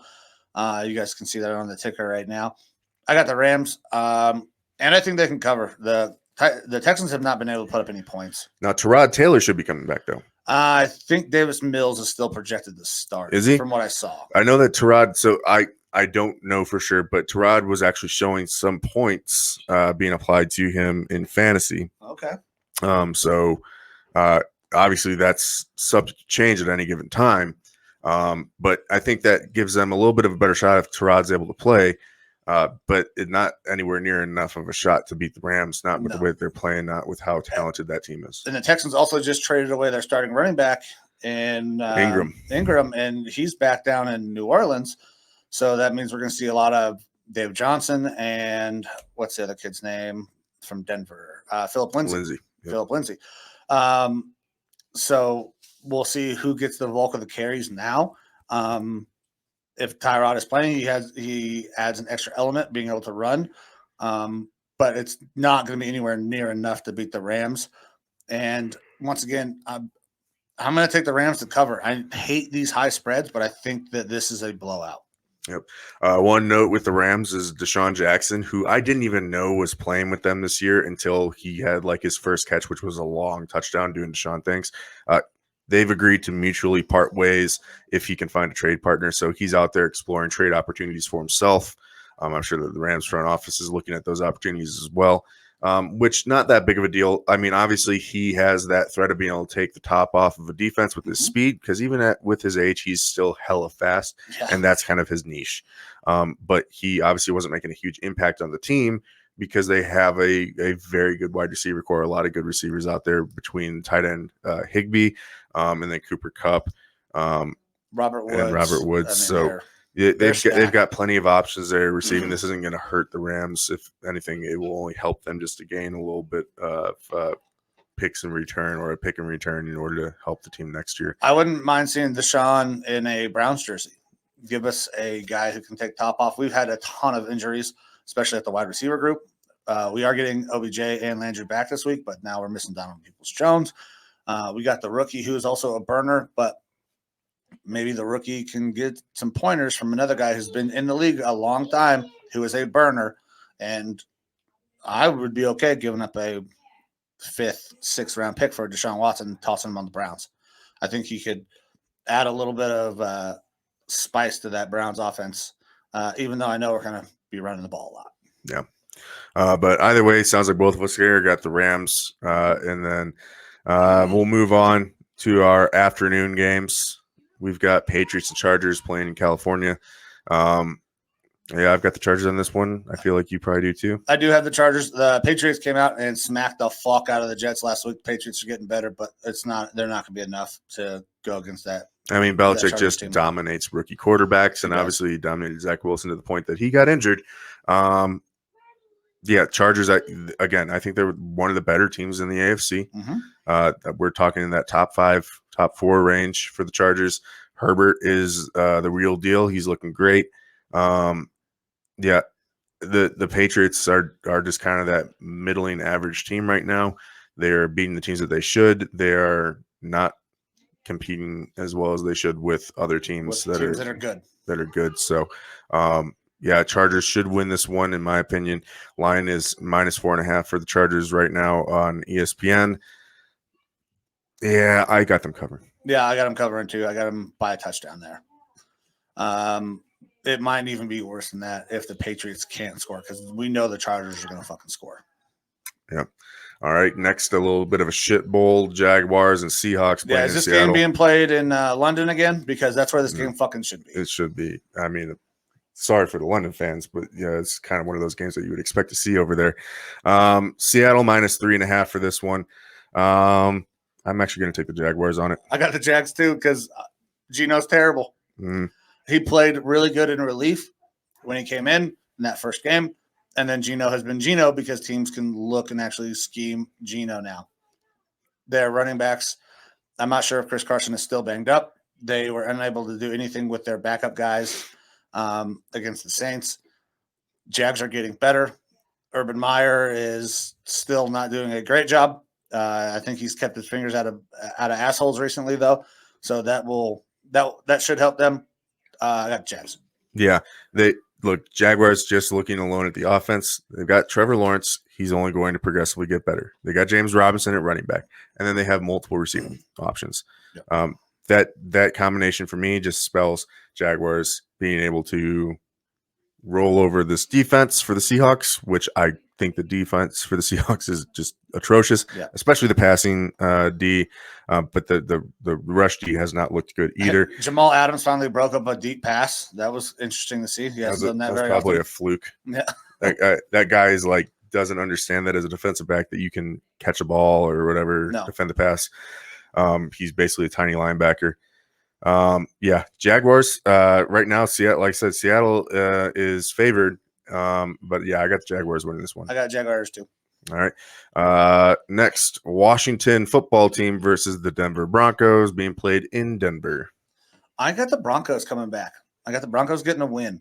Washington has not been who I thought they would be. Their defense has not been great. That Broncos offense gets a boost getting Jerry Jeudy back. So you got Cortland Sutton and Jerry Jeudy. They have two pretty good backs. They got to run the ball more still. Their defense is pretty damn good. Tyler Heineke ain't bad, but they only got the one weapon in Terry McLaurin. They don't have really too many other weapons in the passing game unless they're throwing it to Gibson. Gibson's a good back, but I think the Broncos bounce back this week and get that win against Washington. Yeah, and Gibson's been kind of nursing this shin injury, which hadn't really been talked about too much other than just saying that he had a shin injury. It turns out that he actually has a fracture that he's been playing through and is slowly getting better and healing, but obviously he's just kind of been middling, especially as like a fantasy running back. I should know because I have him on my team. But I have Denver in this one as well. Denver's favored -3 currently, as I'm seeing it on my page here. Look, Washington, we've talked about it ad nauseum. They should have had a very, very, very good defense. That was like the heart of their team. And it just hasn't shown up this year for whatever reason. And so I'm kind of off of that train. I'm done thinking that the Washington football team and their defense might turn it around. So it's Broncos for me, especially being that it's a home game there for him. Teddy's just consistent, even though he looked bad last week. He did not look good, but I like the Broncos in this one. I think that it's consistent, that he's getting more receiving options back there. We're going to start to see a little bit more out of their rookie running back, I think. Yeah, they should absolutely give him the ball more. So it's Broncos for the both of us on this one. All right, and then next, Bucks and Saints being played in New Orleans. Look, Tampa Bay -4.5. The Saints have played a little bit better. They're surprisingly 4-2. Yeah, they're 4-2, which, you know, I mean, the Jameis had that blow up on the sideline at one of his receivers, Smith, this last week. But obviously they were still able to go out there and get the win. It's the Bucks for me, 4.5. I think that they actually cover that. Even with the Saints getting Ingram back, it'll be interesting to see how the dynamic works between Kamara and Ingram because they like each other. They work well together. They're definitely the thunder and lightning kind of combo that you expect to see. That's definitely a good thing for the Saints, but I'm not sold on the Saints being that great of a team. I'm not sold on them being a 4-2 team right now. I just don't get that gut feeling from them. So for me, it's the Buccaneers here. Now they are still going to be without some weapons. Antonio Brown is out again for this game. Mhm. I believe Gronk is out again. I think he is as well. But even with those guys out, I still have the Bucs. Now, adding Mark Ingram is going to help. Now, it's not all on Kamara's shoulders. They needed another guy. They had one, but they let him go in Latavius Murray. They get Ingram back on the cheap for a late round pick. That is going to help their offense, absolutely. But watching that last game, Jameis he is smarter with the ball than he used to be. But I think he is almost too conservative now. He's been a little bit neutered. They heard, if you watch the Manning cast, they asked Drew Brees, how is this offense different between you and Jameis? And he said, this is basically the same offense. It just looks different. And it is different. They are not letting the ball rip. Jameis is being ultra conservative, which is not something I expect from Jameis. Jameis missed a wide open touchdown pass in that last game. As soon as it happened, I sent it to the group text. It's like, what the fuck was he looking at? He's trying to find a guy down the middle, double high safety, right? So the idea is to attack the middle of the field. Well, both safeties kind of crash in. They had a tight end on a wheel route wide open in the end zone. Not a guy within 20 fucking yards. Now, it's a long throw, but Jameis is a guy that we've seen throw for 5,000 yards and 30 touchdowns. He should be able to drive that ball in there for a touchdown. Jameis doesn't make the throw. He either didn't see him or didn't trust himself, pulls it down, runs, gets the first down. It's a good play. But that drive ends in 3 points when he had an easy 6 standing in the end zone. I don't know why Jameis isn't letting it rip. I don't know if it's because he is a little bit neutered in that offense. And if he is, then the Bucs are going to have a fucking field day with this team. Yeah. It's interesting to think, seeing how the Saints have performed this year and bringing Ingram back in and just how Jameis has played this year with him being, I believe, being pacified a bit by that coaching staff. If Michael Thomas had gotten the surgery when he should have, if he was going to be available, if he wasn't being a bit of a diva, what that offense would kind of look like, because that they don't really have crazy receiving options there. No, that's part of the problem. And then you add in a Michael Thomas, just like you have a Devontae Adams in Green Bay, that changes the dynamic for all the other receivers as well. And then they might start to open things up a little bit more with Jameis. I feel like that's the Michael Thomas situation probably is a big linchpin to their offense. It absolutely could be. And I was surprised. Michael Thomas is a guy who was from Ohio State. He was always talked about as a really hard worker. He is a team guy. And then he gets in this situation and absolutely did not get the surgery on purpose. He wanted to miss time. He wants out of New Orleans. Why? I don't know. With Sean Payton, you should have a pretty prolific fucking offense. I don't know if did he not trust Jameis? Did he not trust the way the scheme was going to go with the change at quarterback? Absolutely could make a difference. It's tough going from a phenomenal quarterback in Drew Brees, probably a Hall of Famer, and then to drop down to Jameis and all the stuff, crab legs and whatnot that surrounds that dude. Yeah. Jameis is either the greatest troll of all time or is the weirdest cat in the world. Like, he's either, if he's legitimately like this all the time, I don't know how people take him seriously. Or Jameis is literally playing up this little thing, and he's been sticking with it for so long that he doesn't know how to get rid of it, and it goes down as the best troll the NFL has ever fucking seen. But this is an opportunity. So the Saints, I believe, shocked the Bucs last year, but it was early on in the year when we really didn't know what the Bucs were going to be. Or at least they held them pretty close. Obviously, that's a completely different team. Drew Brees on that team, though. Yeah, completely different team. It'll be interesting, but I got the Bucs winning this, but I almost kind of see this as being an upset. To be honest, like everything is telling me Bucs in this game, but then there's this little twinge in the back of my head that's like this might be the upset game of the week, where the Saints are able to somehow shock the Buccaneers. Oh, I got my upset. I don't know if everybody thinks that the Lions It's technically an upset. That's going to be the game. That's the team that we're all banging the table for here. Yeah. All right, so that's the last of our games on Sunday, other than our two teams playing.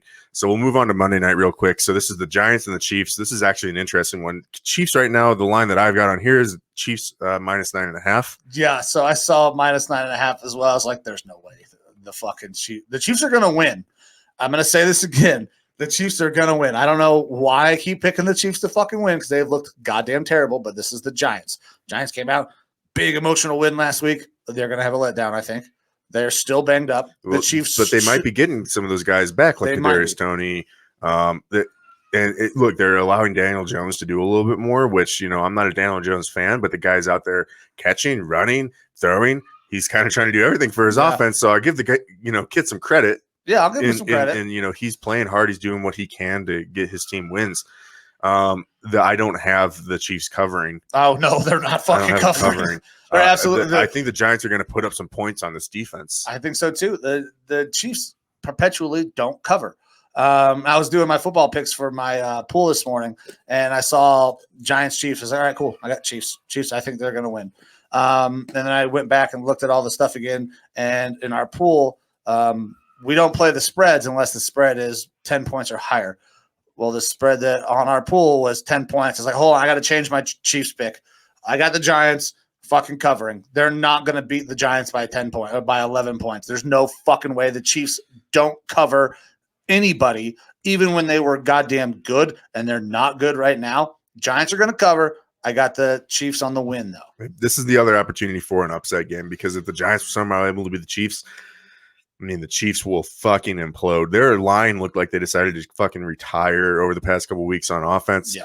The offense is just not firing. Like Mahomes, we know what Mahomes is. He's one of the best quarterbacks in the NFL, but he is absolutely not playing like it. He is not. He looks like a fucking battered man. If you see anything that's coming out on social media as well, his wife and his brother are fucking making this kid's life hell right now with all the dumb shit they're doing on social media. It's so hard to say the Chiefs are not good because they have so much talent on offense, but their defense is atrocious. The Giants have been better. They're still terrible. They're the Giants. They're going to cover, but I think the Chiefs finally figure out a fucking way to win. Yeah, I've got the Chiefs winning, but I do not have them covering. And I don't even feel great about saying the Chiefs cover, which is just so weird to say against the Giants. Yeah, they should. If this is any other year but this year, they fucking cover that no problem. Mm-hmm. But, man. It's just an awkward year. I don't know where the Chiefs are at. I don't know what the Chiefs are. I don't think the Chiefs know what the Chiefs are. Yeah, it's going to be a tough offseason for them because, obviously they do have a lot of awesome options on offense. Even though, like I said, they rebuilt that line and the line looks good, and then now it just looks terrible. Kind of falling the fuck off. Obviously, they need to invest a lot of resources in that defense, and I feel like they're probably going to be very defensive heavy in the offseason, whether it's the draft or free agency. But offense, it's just not working for some reason, and it might be time for that change. Now, Bieniemy could be looking at being a head coach somewhere else, and it might be a good situation for the Chiefs to allow that to happen. I agree. All right? Get a new, fresh coordinator in there. Obviously, Andy Reid is going to have his system, but Andy Reid is still, I believe, calling the plays. Yeah, and if you get a young offensive coordinator in there, and Andy Reid is willing to be open to some new style, more modern play calling, being injected into his system, I think that's only going to help Mahomes. I agree, but. Talking about them adding defensive talent, I don't know if they're going to be able to add defensive talent via free agency. That team is going to be so strapped by the cap because Pat Mahomes' new contract is getting ready to kick in, where he's making $40 million a year. How are they going to bring in any talent in free agency? I don't know if they can. They're going to have to – there's going to be some salary cap casualties that come on this Kansas City Chiefs team. They're going to need to take the Patriots model, which is – waiting after that first round of free agency or the second round of free agency and taking some of those veteran guys and putting them in positions where they can excel at their little niche of what they can do and getting them on lower contracts. I think that's how they're going to have to run it. And then they're going to have to draft heavy defense. Yeah. But with the cap, I mean, the cap is going to go up, but it's not going to go up enough to fucking easily fit Pat Mahomes' $40 million underneath the contract, underneath the cap. That's going to be a tough situation. And this is something that we've seen in the past. When quarterbacks get paid huge fucking contracts, the team around them starts to falter. We saw it up in Seattle. The Legion of Boom, that is basically what carried them with a very good Russell Wilson. Legion of Boom is no more and hasn't been for a minute. No, and they had to start dropping pieces, and then piece after piece after piece after that contract keeps getting bigger and bigger and bigger, because most of these quarterback contracts are not the same amount of money every fucking year. Pat Mahomes' deal is basically the same amount of money, but the only way that they can get out from under that is to restructure it. They can't cut him, because if they do cut him, the way Pat structured his deal, he gets paid for the year after. There's at least $40 million in dead money if you get rid of Pat. And who's getting rid of Pat Mahomes? Nobody. No, not happening. But if the salary cap doesn't do what they think it's going to fucking do, this team is in trouble going forward. Mm-hmm. All right, so we're going to jump back into Sunday games a little bit to talk about our teams. So I already said this one, but we got an early morning game, Steelers at the Browns. And Browns are favored -4. Yeah, Browns are favored, should be favored, because we're going to fucking beat them. Keenum still starting? No, Baker is starting. It has been announced. He is in a sling. He has been cleared by doctors. He has been in practice. He has been cleared by coaches to play. Is it going to affect his throwing? Yeah, he's got a fucking fractured shoulder and a completely torn labrum. It's going to affect his throwing. We don't need the throw, because you know who else we're getting back this fucking week? This fucking guy. Best running back in the NFL. Okay, so I've seen a lot of things come up on Twitter. Mark Ingram just gets traded to the Saints. Oh my God, does this make the Saints the best backfield in the NFL? Fuck no. Fuck no. We saw A.J. Dillon get a ton of carries. Do the Packers have the best backfield with A.J. Dillon and Aaron Jones? No, they fucking don't. The best backfield in the NFL has resided and will continue to reside in fucking Berea. It's in Cleveland. The Browns have the best backfield. They get the best runner in the NFL back. They have a backup in the Ernest Johnson, who just showed he can fucking ball this last week. We are going to be able to run the ball. We have Jarvis back. We have Odell back. We are going to be able to score on this defense, who has traditionally been very good. They still have a good defense. What they don't have is a good offense, and they have a quarterback that's a fucking tree.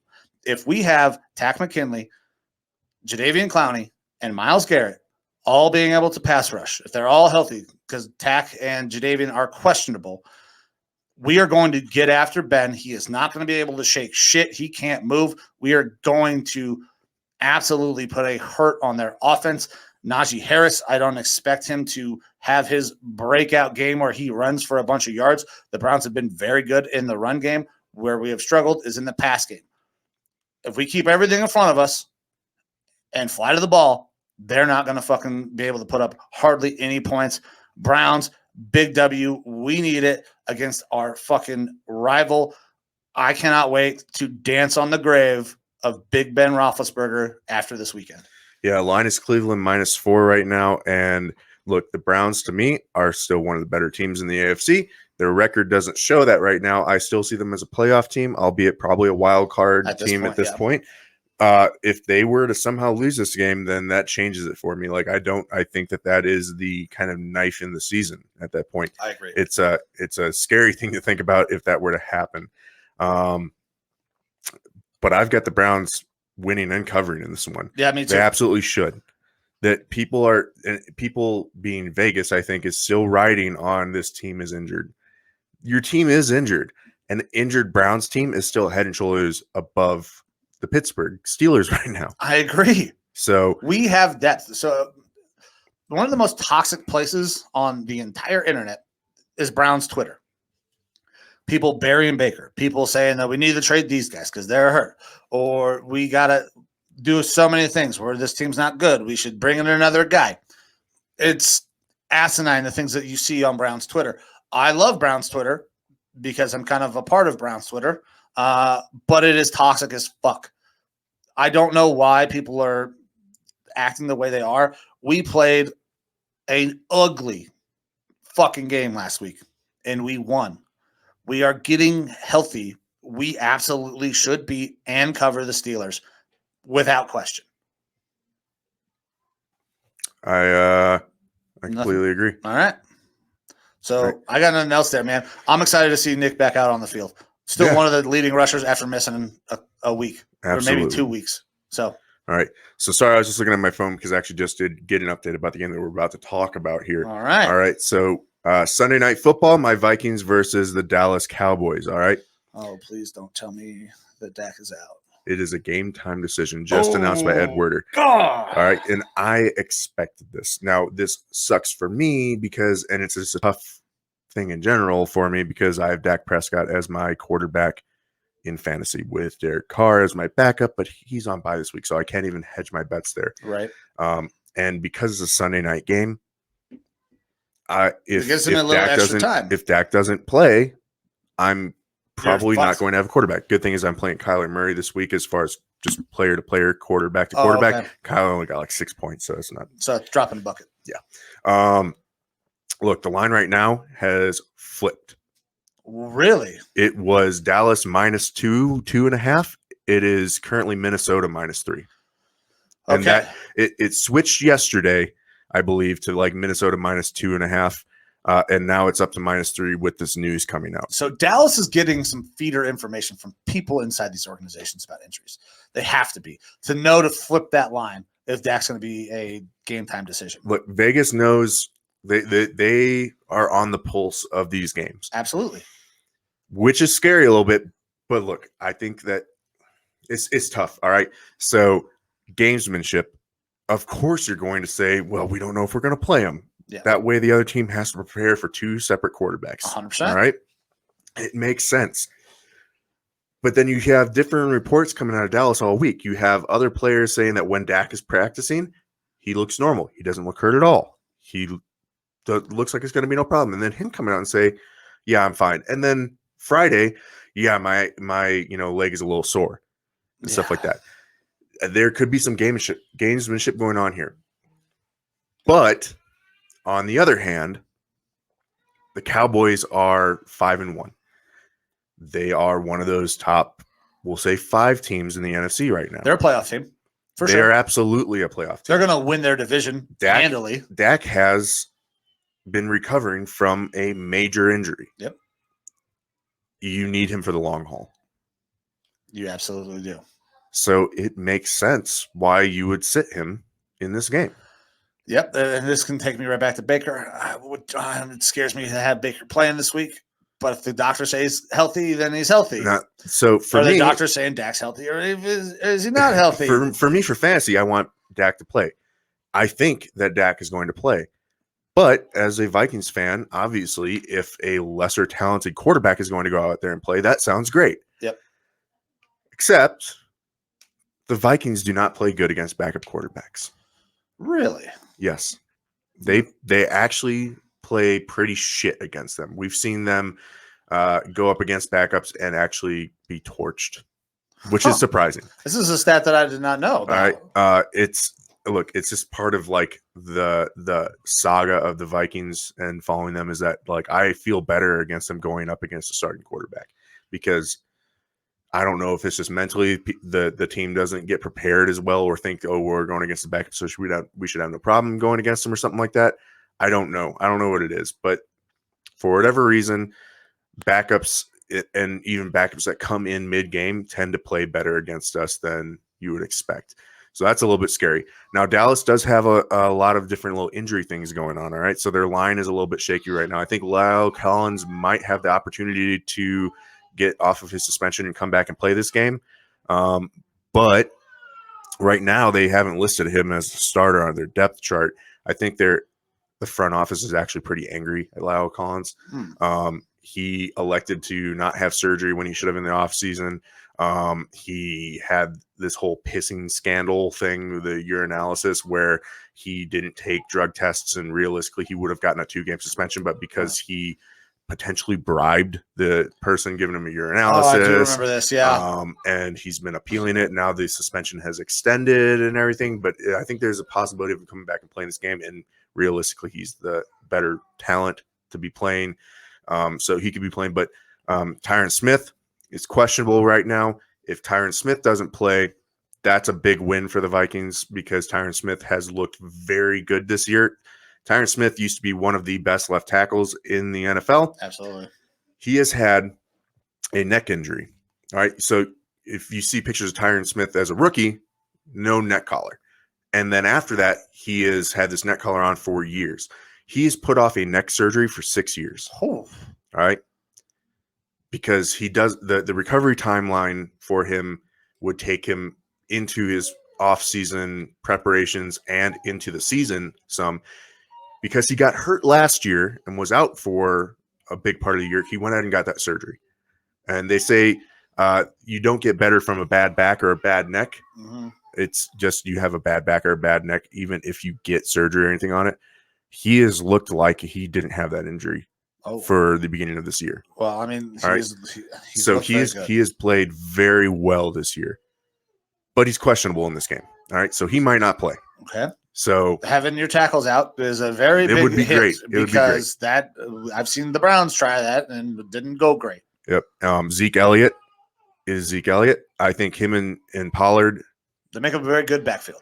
I think Elliott should be getting like 75% of the snaps compared to Pollard, but I think that their workload should be even. Like how touches, should be even. Tony Pollard is not a guy I necessarily want protecting my quarterback on a third down play. Zeke Elliott is one of the best all-around backs that we've seen in a long time. He's probably the best back in pass protection in the NFL. He looks like an Ewok, but he is one of the smartest pass protecting backs, even back to Ohio State. One of the best pass protecting guys. He's the guy that you want on the field, like I said, that 75% of the time. You want him out there on passing downs and stuff like that. And he still has juice and stuff to be a good runner and a good receiver, but Pollard just has that kind of lightning potential, that breakaway speed, and that's why you see some of these bigger plays and people kind of will pound the table for Pollard to now be the starter there, and I get that. But like I said, I think their touches should be about the same, but snap share should definitely be going to Zeke. He doesn't really scare me so much, but look, this Cowboys team is the beginning of a brutal stretch for the Vikings. Zimmer plays good against the Cowboys. We went into Dallas last year and fucked them up, which was nice. Zimmer used to be part of their coaching staff. Right. There's actually talks about Zimmer going to Dallas before McCarthy took over. If the Vikings were to have gotten rid of him and ran with your head coach. Yeah. This game, Minnesota -3. That's the line based off of Prescott not playing. Yeah. I feel like Prescott's going to play, even though I think franchise-wise, it would probably be smart for them to just be like, hey, if we take an L here, we take an L here. But they think that they probably still could win, even if they're playing the backup. Vikings are relatively healthy, so that's good. We are going to have questions in our secondary. That's where the question mark is, all right? Rashad Breeland has not looked good this year. And to be quite honest, I was very happy to sign him. I thought he was underrated. I think that he is a good like second or third starter quarterback, but he has not played very good this year. And what really pisses me off is that he won't shut his fucking mouth on Twitter. Yep. Twitter will get you in trouble. And his antics in the games are pissing me. Like, he got booed, I believe it was against Cleveland, by the Minnesota fans. And he was egging on his home team fans during the game. And I was like, dude, you aren't playing good. He was PFF's like third lowest ranked cornerback for a while early on in the season. And he got asked about that in a presser and kind of went at the reporter reporting that. And you know what? He's gotten better. I think he's like fourth or fifth worst now. Oh, hey, it's better. Any improvement, right? And obviously last game against Carolina, first play of the game, he picks off Darnold. Yeah. And he did a good job on that interception, and he did a good job in the game overall. He has gotten a little bit better as the season goes on, but he doesn't inspire confidence in me. Then we have Cam Dantzler, who's going to be playing more now because Patrick Peterson's out for another 3 weeks, Right, including which is this why week. you're banging the table for Xavier Howard. Absolutely. And Cam Dantzler has, rookie last year, he was the best cornerback on the team. This offseason, he hasn't looked great. When he's been in games, he's actually looked all right. And he also has been a little bit emotional when it comes to Twitter and shit like that. Zimmer needs to get these guys fucking under control a little bit. Dantzler getting playing time, I'm excited for that. I'm excited for him to get that time because he looks better in games than he does in practice. I'm hoping to see some good things out of him, but he is going against, and this defensive backfield is going against a very good wide receiver core. Very good wide receiver group. Yeah. So it's going to be a very tough test. The success or means to success for the Vikings in this game, assuming Dak plays, is getting pressure. Agreed. And we can do that. The Vikings have the most sacks in the NFL league this year. All right. Even with a bye, right? Yeah. Yeah. Yeah. They have 21. I don't know that yesterday's game or that Thursday night's game changed any of that. As far as Cardinals having more or anything like that. So. Our defensive line, our pass rush has been very good this year, and I love seeing that again. If we're able to get that pressure, then that helps your defensive backfield. If Dak isn't playing and we're able to get that pressure, that bodes very well, obviously. And then I think that our offense can actually go after the secondary of this Dallas team. Trevon Diggs, fucking interception machine right now. Yeah, don't throw it near him because he's fucking taking it the other way. I disagree. Oh, I think you go after him. Really? Attack him and put him in coverage a lot. Is that people are high on Trevon Diggs, and I like Trevon Diggs, brother of Stephon Diggs. Mm-hmm. Those guys can catch. That family can fucking catch. Yeah, the thing is that you look at some of the better cornerbacks out there, like a Richard Sherman of a couple years ago. Nobody went at him. They would stay away from his side of the field. Well, the thing with not necessarily Richard Sherman, he would bait teams. He would. They would still throw towards him, but he would bait them and be able to make pass. Like people did not get yards against him because he was able to break up passes and get those interceptions. Trevon Diggs is trying to do the same thing. He tries to bait, but that leads to an interception and stuff like that in every single fucking game. Yeah. But he's also given up a lot of yards. He's actually not covering that well. Okay. So this is a second-year player. He's getting better. If he gets that down, that'll be good for him and good for Dallas. And I don't know if it's going to happen this game. Well, you guys have fantastic fucking receivers. Yeah.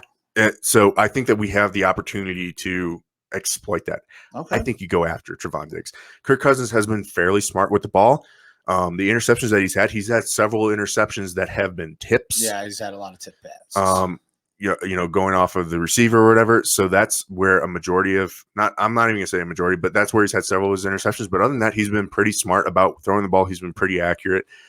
I think that they go into this game knowing what Trevon Diggs does, that he is throwing a lot of interceptions, and then as long as Kirk is not dumb about it and recognizes when he's trying to be baited, they can take advantage of that. Okay.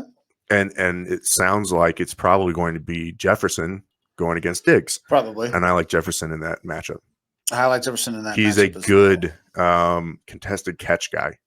So big body. I believe there was a quote of him talking about going against Trevon Diggs and said that he is looking forward to fighting for the ball against him this week or something along those lines. Like he knows that that's going to be one of the matchups. So sounds like you're on the Vikings then. I mean, I've got to be for my team. Look, it's a brutal stretch, and I'm scared going against the Cowboys. If Dak plays, I don't think the line of Minnesota -3 should be there. I do think that it should go back to that Dallas -2.5 or whatever it was. That's the big linchpin in this game, and apparently we aren't going to find out if Dak is playing until game time. Yeah. I'm excited to see some primetime football with my team, though. I'm going to pick the Vikings in this one. I'm not going to pick them to cover because I just know my team. Yeah, that's where I'm at. All right. I like a lot of the things that you said, and the fact that Dak is a game time decision makes me less confident in the pick that I have. I have the Cowboys winning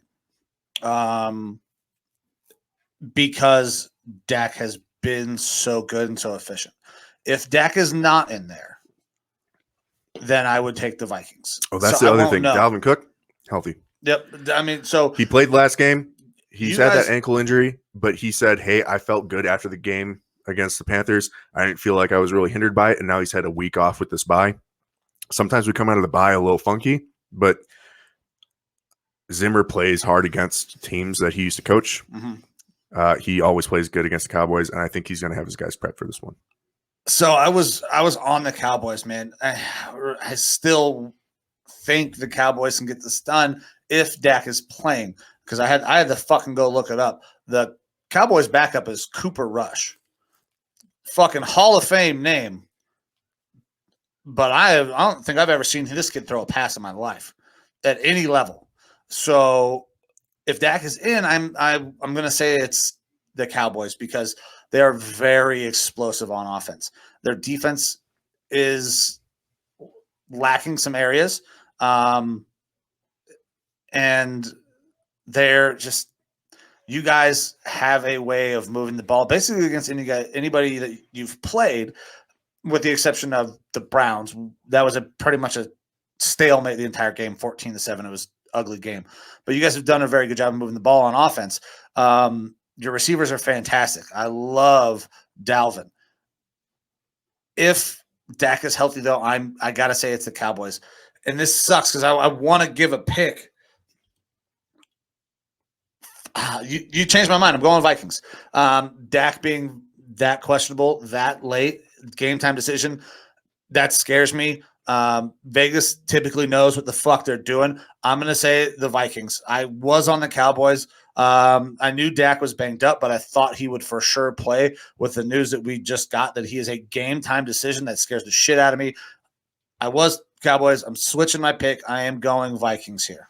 Now, also, if Dak were to, if it were to come out that he's going to play and the line somehow flipped again, back to like a Dallas minus 2.5, I've got the Vikings covering that one. I think they would cover as well. I think that if he is that banged up, where they now, unless this is excellent gamesmanship from a guy that we don't typically see that from, and Mike McCarthy, I think that the Vikings would cover. I mean, if Dak is truly a game time decision, that is a problem for this Dallas team.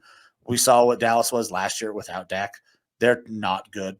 I said franchise decision for the rest of the year. I think it probably is smart to sit him. I agree, especially when you're going up against this sort of pass rush where they are getting this many sacks. He's going to get hit if he's out there. He is. He's absolutely going to get hit. Their line is not 100% right now. No, and we just talked about Leo Collins doing some dumb shit and not playing. So, yeah, you got me convinced. I'm going to switch it from Cowboys to Vikings.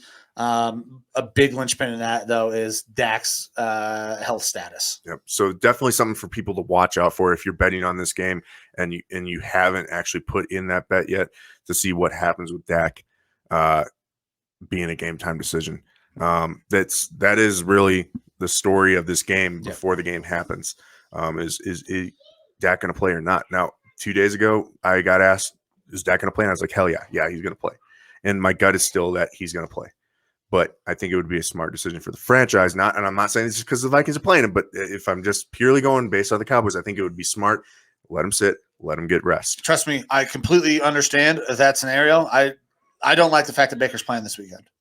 I love Baker. Oh, I think if you play Keenum, you still win. I think we still win, and that's why I don't like the idea of playing Baker, because we're playing the fucking Steelers, who are very good up front. Yeah. We could still win with Keenum in this week. Baker, give him an extra week, let the shoulder heal a little bit more. He's only had 17 days for a shoulder fracture to heal. That motherfucker ain't healed. If you've ever broken a bone in your life, you know it takes at least 3 to 4 weeks for that thing to start to actually get there. And this is a shoulder. This is a big deal. If he's going to get hit, you know where he's going to get hit? On the fucking shoulders. So I understand the idea of wanting to keep Dak out for the health of the organization going forward. They want this. The Cowboys want this game if Dak is out there for some reason. And I don't know why. They're going to win their division. And it's not even fucking close. Washington has been terrible.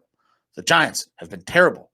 The Eagles have been terrible, and the Eagles are gonna fucking lose to the Lions. Jerry Jones wants that home field advantage. He wants them to have a better record. He's not getting it. There only one team is getting a bye, and then the two teams with home field advantage. That looks like the Rams and the Bucks, and that's basically a runaway right now. And the Cowboys still have a lot of games left to play. They're probably not getting that home field advantage or a bye. I think it's a smart idea to sit Dak, but if they play him, the Cowboys have a chance in this one. If he's out, for sure, Vikings. For sure, the Vikings. If he's out. That's the thing again. Though, if he's not playing, I can't say for sure the Vikings because, like I said, we've had issues against backup quarterbacks. Before I said his name, Cooper Rush, did you know who their backup was? Yes. Really? Well, I mean, I've been paying attention to this game and Hard Knocks and stuff like that. Cooper Rush, have you seen him do anything? Nothing that I can recall. I'm pretty sure that he probably played some last year because I believe he was with the team last year when Dak went down and they cycled through fucking. They got rid of the fucking Paisan.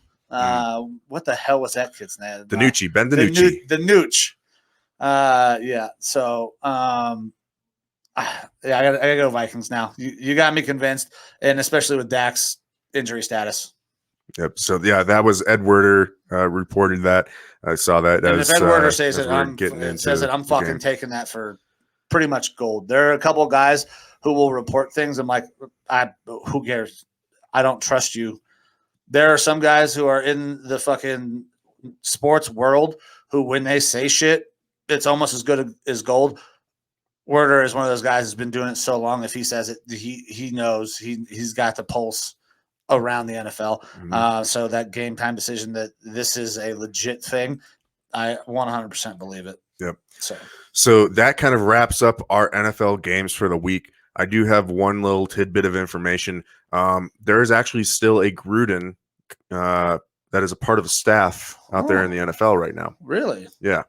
So John Gruden's son he's a linebacker coach, right? No, he's a strength and conditioning coach for the Raiders. Deuce Gruden. Deuce. Yeah. And I believe that, and now I haven't looked this up at all, but he might be 5'1". But the kid is fucking stacked. He looks like a little angry midget. All right. Fun little tidbit there. Go ahead and look up some pictures of Deuce Gruden if you got some time, because he's a funny little squirrely guy. And I actually have one more thing for us as well. We have a mailbag question. I did see this. All right. So I will ask this question. I know the person that sent it in. We both do. The Vanilla Gorilla. And you're kind of ruining the way this question is phrased. Oh, my bad. Hey, guys, I'd like to remain anonymous. Well. So unless you are tracking who that guy is. My bad. Which you should be if you're not. I don't know why they want to remain anonymous. Well, because the way he signs this email is, can y'all speak about cricket and the intricacies of betting on it? Signed, a degenerate sports gambler. So I'm going to go ahead and change our bottom line here for the gambling hotline. So what can I tell you about cricket? Cricket's a weird fucking game played by people over in not the U.S. Like India, Abu Dhabi, Africa, Abu Dhabi, like Middle East, those places. Europe. It's a weird game. It's kind of like baseball, but it's nothing like fucking baseball. I don't understand how the scores work. I know you can hit a home run. I don't remember what it's called, but it's worth a lot of points. Don't let the ball hit the sticks / wickets. You have a flat bat. You can hit that ball anywhere you want. But what I can tell you about the intricacies of gambling on cricket is don't fucking gamble on cricket. If you are waking up in the middle of the night betting on the Indians women cricket team, you should call India, as in from India. Yeah. You should call 1-800-522-4700. to deal with your gambling addiction. Now, when we started doing all this and we started talking about betting, I was like, man, I can't wait to do some bets. And I always joked about degenerate sports gamblers because, I'm kind of a degenerate sports gambler. But you're not going to catch me gambling on women's cricket. I'm not playing the ponies on FanDuel, which also just recently happened with our degenerate sports gambler. Hey, doubled his money. Pull the bet out. guys, don't bet on sports that you don't know. yes. So unless you're doing, like I used to do this on tennis back in the day on like this penny betting website where it gave you a free 10 cents and you bet pennies on whatever sports. So I was betting on tennis because the odds were the best at the time or whatever. And it's like, it's 10 cents of someone else's money. And then once you get over $1, then you can start pulling it out. And it was like, whatever, but I didn't know shit about tennis. And I fucking failed miserably with that 10 cents. And it's no harm, no foul. If you are putting legit money into sports that you don't know, chances are you are going to turn out without having that money because you don't know those sports. Yeah. We don't know cricket. All right. I tried to find some stuff to go over. The only news thing that I have here on professional cricket is Sarah Taylor becomes the first women's coach in men's professional franchise cricket. But I don't know who the fuck she is. Nope. I don't know anything about the sport. I couldn't tell you anything about any of the teams. I don't even know if there are leagues for cricket. That's how little I know about cricket. Yeah. So I'm not betting on cricket. So the intricacies of betting on cricket are don't fucking bet on cricket. Don't bet on things that you don't know. We love talking about our bets, or we give you guys the lines. We talk about things that are going on, and because we like that kind of interaction. Like we can do bets together, or you guys can post. We've had a couple people post their bets on the Lineman Lounge Facebook page, and it's cool. Like especially when they win, right? Like, hey, I posted this bet, I fucking hit big. That's awesome. We love that kind of interaction. We love seeing anybody that listens to us make fucking money. Get your bag, but don't do dumb shit. Don't bet on things that you don't know. And if you do have a gambling problem, do not let that affect your life. Please call 1-800-522-4700 and talk to somebody about a gambling addiction. We gamble for fun. We have a good time with it. Now, granted, we like making money.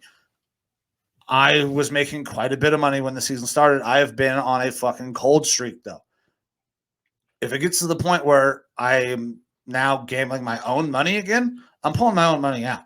Don't put yourself in a situation where you are going to be hooked on something financially for the rest of your life, or that you just can't get out of. Yep. I cannot say that enough. And this is not aimed at our degenerate sports gambler, our anonymous degenerate sports gambler. No. This is for anybody. Yeah. Do not get wrapped up in that shit, because you do not want to be going to bookies and trying to do random things. You don't want to be dumping 10, 20, life savings into sports betting, especially if you're not in tune with sports. Listen, we are two fucking guys. We were veterans, right? We didn't live in the world of professional sports. I played college, you played high school, but we don't have all these. We're not Vegas. I will give you my opinions, and I told you guys this as soon as we started talking about it. You are your own person. Bet what you are able to bet. I am not responsible for your bets, but don't let it control your life either. Now, all that being said, if you are dead set on betting on cricket and want some tips with it, you can go to cricketaddictor.com and look for an article that says how to become a pro in cricket betting. And it gives you tips and things like that on how to bet smartly and responsibly in order to try to earn some money betting on cricket. There we go. I don't know anything about cricket and how to bet on cricket, so I would push you to someone that is, or a website that is obviously more catered towards that to get your information. We would love to help you out, but I don't want to give you bad information. So the only information don't bet on cricket at 3:30 in the morning. Yeah, you shouldn't really be waking up in the middle of the night to make any bets anyways, because you're not in the best state of mind. You might be semi-slumber. Yeah. So be in the right state of mind before you start putting money down on stuff as well. Absolutely. So that was the last thing we had. Guys, we love the mailbag questions. Keep sending them in. It's been a little while since we've had one. I was pretty pumped to get another mailbag question. Any way that you guys want to interact with us, I mean, we appreciate it. Facebook has been doing pretty good. We got up over, I think, 300 followers on Facebook now. Twitter, we took a little bit of a downtick on the followers. We're like 128 there. But we're still getting plenty of downloads on the podcast. We got our views and our subscribers on YouTube are going up. Thank you guys. Be a friend, tell a friend. If you guys like the content, you think somebody else might like the content, let them know. And even if, you don't like the content, maybe somebody has better taste than you and they will enjoy it. We got two stooges in here having a couple of drinks, just letting it rip, having a good time talking about sports. We have Facebook, Twitter, I keep saying it, Instagram, TikTok. Now that football is over, I actually have to figure out how we're going to get more people on the Instagram and the TikTok. We have the YouTube. We got clips of the shows. Lineman Lounge at gmail.com. Lineman Lounge at gmail.com for the mailbag. Any way you guys can show support, any way you guys can interact with us, we appreciate it. And if you guys haven't noticed, when we get information from you guys, we absolutely add it in the show. We talk about the things that we talk about at work when we get these interactions on Facebook. So it's very much appreciated. You got anything else before we get the hell out of here? Nope. No? All right. Well, No, guys, sir. Enjoy your weekend. A happy Halloween. Get dressed up. Be safe, be responsible, have a good time, do hood rat shit, but absolutely. Stay out of jail. Yeah, get tore up, but don't go to jail. All right. If you are out tonight or tomorrow, don't drink and drive. That's why I have my lovely producer / my wife, Amber. She does not much of a drinker, so I can get tore the fuck up, which I probably plan on doing tonight. I'm going to look damn good as Rip Wheeler from Yellowstone. Yep. We're going to have to look. I might have a couple drinks tonight, but I'm planning on driving myself, so I'm going to keep it pretty low key. Well, you don't have to. We have plenty of seats if you'd like to ride with us. So I guess, if you want to extend the show a little bit, last time that I went out to where we're going tonight, Bisbee, Arizona, which is a fucking wild town and a great place to go drinking and stuff like that, but it's a little scary for me. Yeah. Because your boy was roofied last time. Oh, no. So I don't think anyone was trying to get in my pants, unfortunately. Somebody was trying to get somebody else's, and you were the unfortunate. Yeah, we were there for New Year's 2 years ago, and I was buying drinks for people. We're having a good time, blah, blah, blah. But there's a large group of females that we're with. And as chicks can do at bars, they go in and then they're like, I don't like this chick over there. We need to leave and go to a different bar. Well, I've already ordered drinks, so I've got drinks for people. And then they're like, yeah, we're leaving. And so I'm like, fuck that. And I start pounding them. All right. Yeah, I could have been drunk with that, but I've been drunk. I understand what it is to be drunk, and I've only gotten like blackout like once or twice in my life. We do this same rigmarole at like 2 or 3 different spots where I've had more drinks, and I can feel the buzz coming on pretty hard. But then we get to our last spot right before the ball drops, right before midnight. And I remember walking into this bar saying something is off. And I didn't know if like maybe because I had those drinks, it was alcohol poisoning or something like that, or what was going on. I just knew something was off because it wasn't like I was drunk. I was like, I'm going to be sick, but something is really off with me. So I went to the bathroom real quick, puked, and lost all motor control. I was like unable to stand up. I was unable to move. I felt like I was trapped in my body, where I was completely conscious, and I was scared because I was like, what the fuck is going on with me? Is this the alcohol poisoning or something like that? I didn't know. I was sweating buckets. It looked like I had jumped in a pool. And it wasn't until I was able to get outside and get water in me that I started to feel a little bit better. Got taken home, put into a cold bathtub to get my core temperature down because I was overheating like a motherfucker. And then woke up like 6 hours later, fresh as a cherry. Fucking perfect. So I go and talk to my doctor a couple weeks later and like, yeah, that is exactly the feeling that you will have if you have been fed a roofie, a date rape drug. You can be trapped in your body, lose motor function so that someone can take advantage of you. Right. But it'll get out of your system relatively quick and you won't have any side effects after the fact.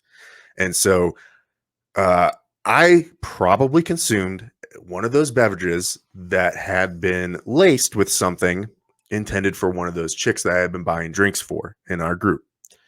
So that makes Bisbee a little bit of a scary time for me because that sounds very scary. I have heard this story from several other females who have gone there and said that yes, they have had something put in their drinks, and so they are always extremely careful when they go out there. All right. And so, like I said, I don't plan on drinking that much tonight because I don't want that shit to happen to me. But also, I unfortunately am going to have to be like there's no way I'm not going to be a hawk, right, watching for this shit. Yeah, For absolutely. the rest of the night, not just for our group, but for anything, because that's so fucked up. It's beyond fucked up. It's Like, so those fucked people up. are shit. And as bad as the experience was, because I was legit scared, I've never not felt in control of myself like that. As bad of an experience as that was, I'm glad it happened to me. Yeah, absolutely. It's rather than any of the other people in the group that I was with, because that could have turned out obviously real horrible. Yeah, that's so be safe. Absolutely. Be careful. 100% safe. Do not drive drunk. Be safe. Make sure that you are not doing. If you are in a shit situation, get the fuck out of there. Like, I cannot say it enough. Like, at this point, I remember being young and dumb. I mean, I'm sure we have some people who watch the show who are still young and dumb. They won't admit the dumb part because nobody does. Be safe. Enjoy your weekend. We're so happy that you guys rock with us every week.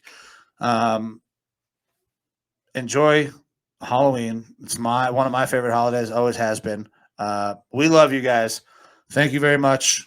Nothing else? No, sir. All right. Be safe, everybody. Have a good weekend. Happy Halloween. This is the Lineman Lounge. See ya!